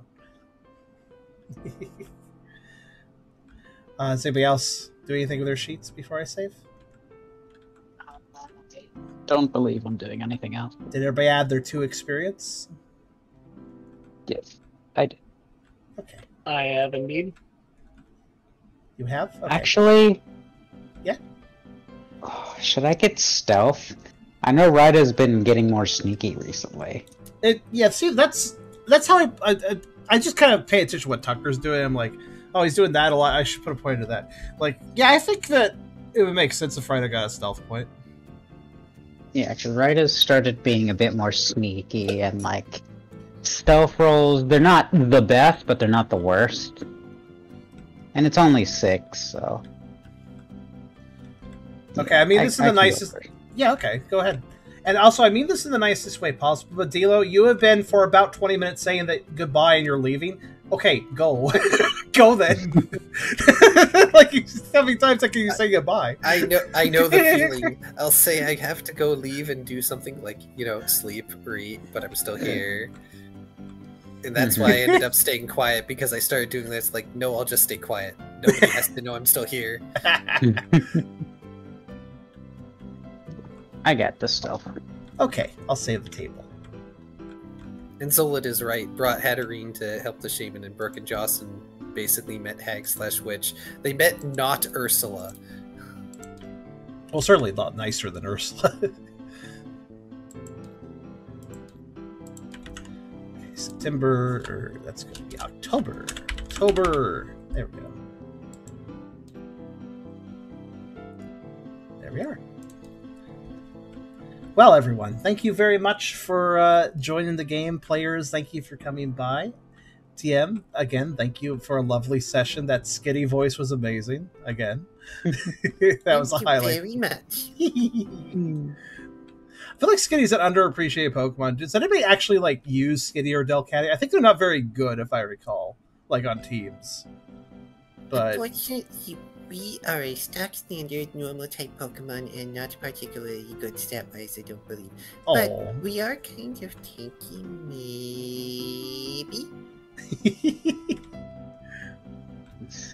I would unfortunately have to say that Skitty's Light is probably the most unremarkable feline of Pokemon.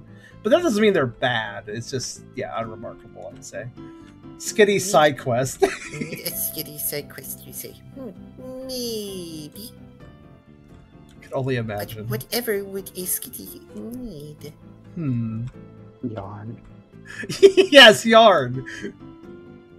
Yes, hello. I would like 1 medical yarn, please. I require as much yarn as the large man is big. Yes. My heart. Oh, goodness me. All right. I would also like to specifically request the large Pokemon's help for this, yes. That way they can carry all the yarn, which probably weighs even less than they do, but is also much as big. I would like a side quest where it's just like the most basic thing, but it's actually hard to get, or you have to make it or something. It seems silly, but it actually is a quest. Oh, goodness. Well, in any case, I hope you all enjoyed session 113 of Pokerole, and indeed, just come by next week. Next Wednesday will be a session 114. Why is there a bake over here? Oh, it's a Gen 6 bake. Goodbye. I must have spawned that at some point. All right. But yes, we'll have another session next week, and then we'll go back to the every 2 weeks schedule from that point on. So I hope you guys look forward to that next week, and you all have a lovely evening. And I'll see you all for more streams in the meantime as well. Keep an eye out, and thank you for watching.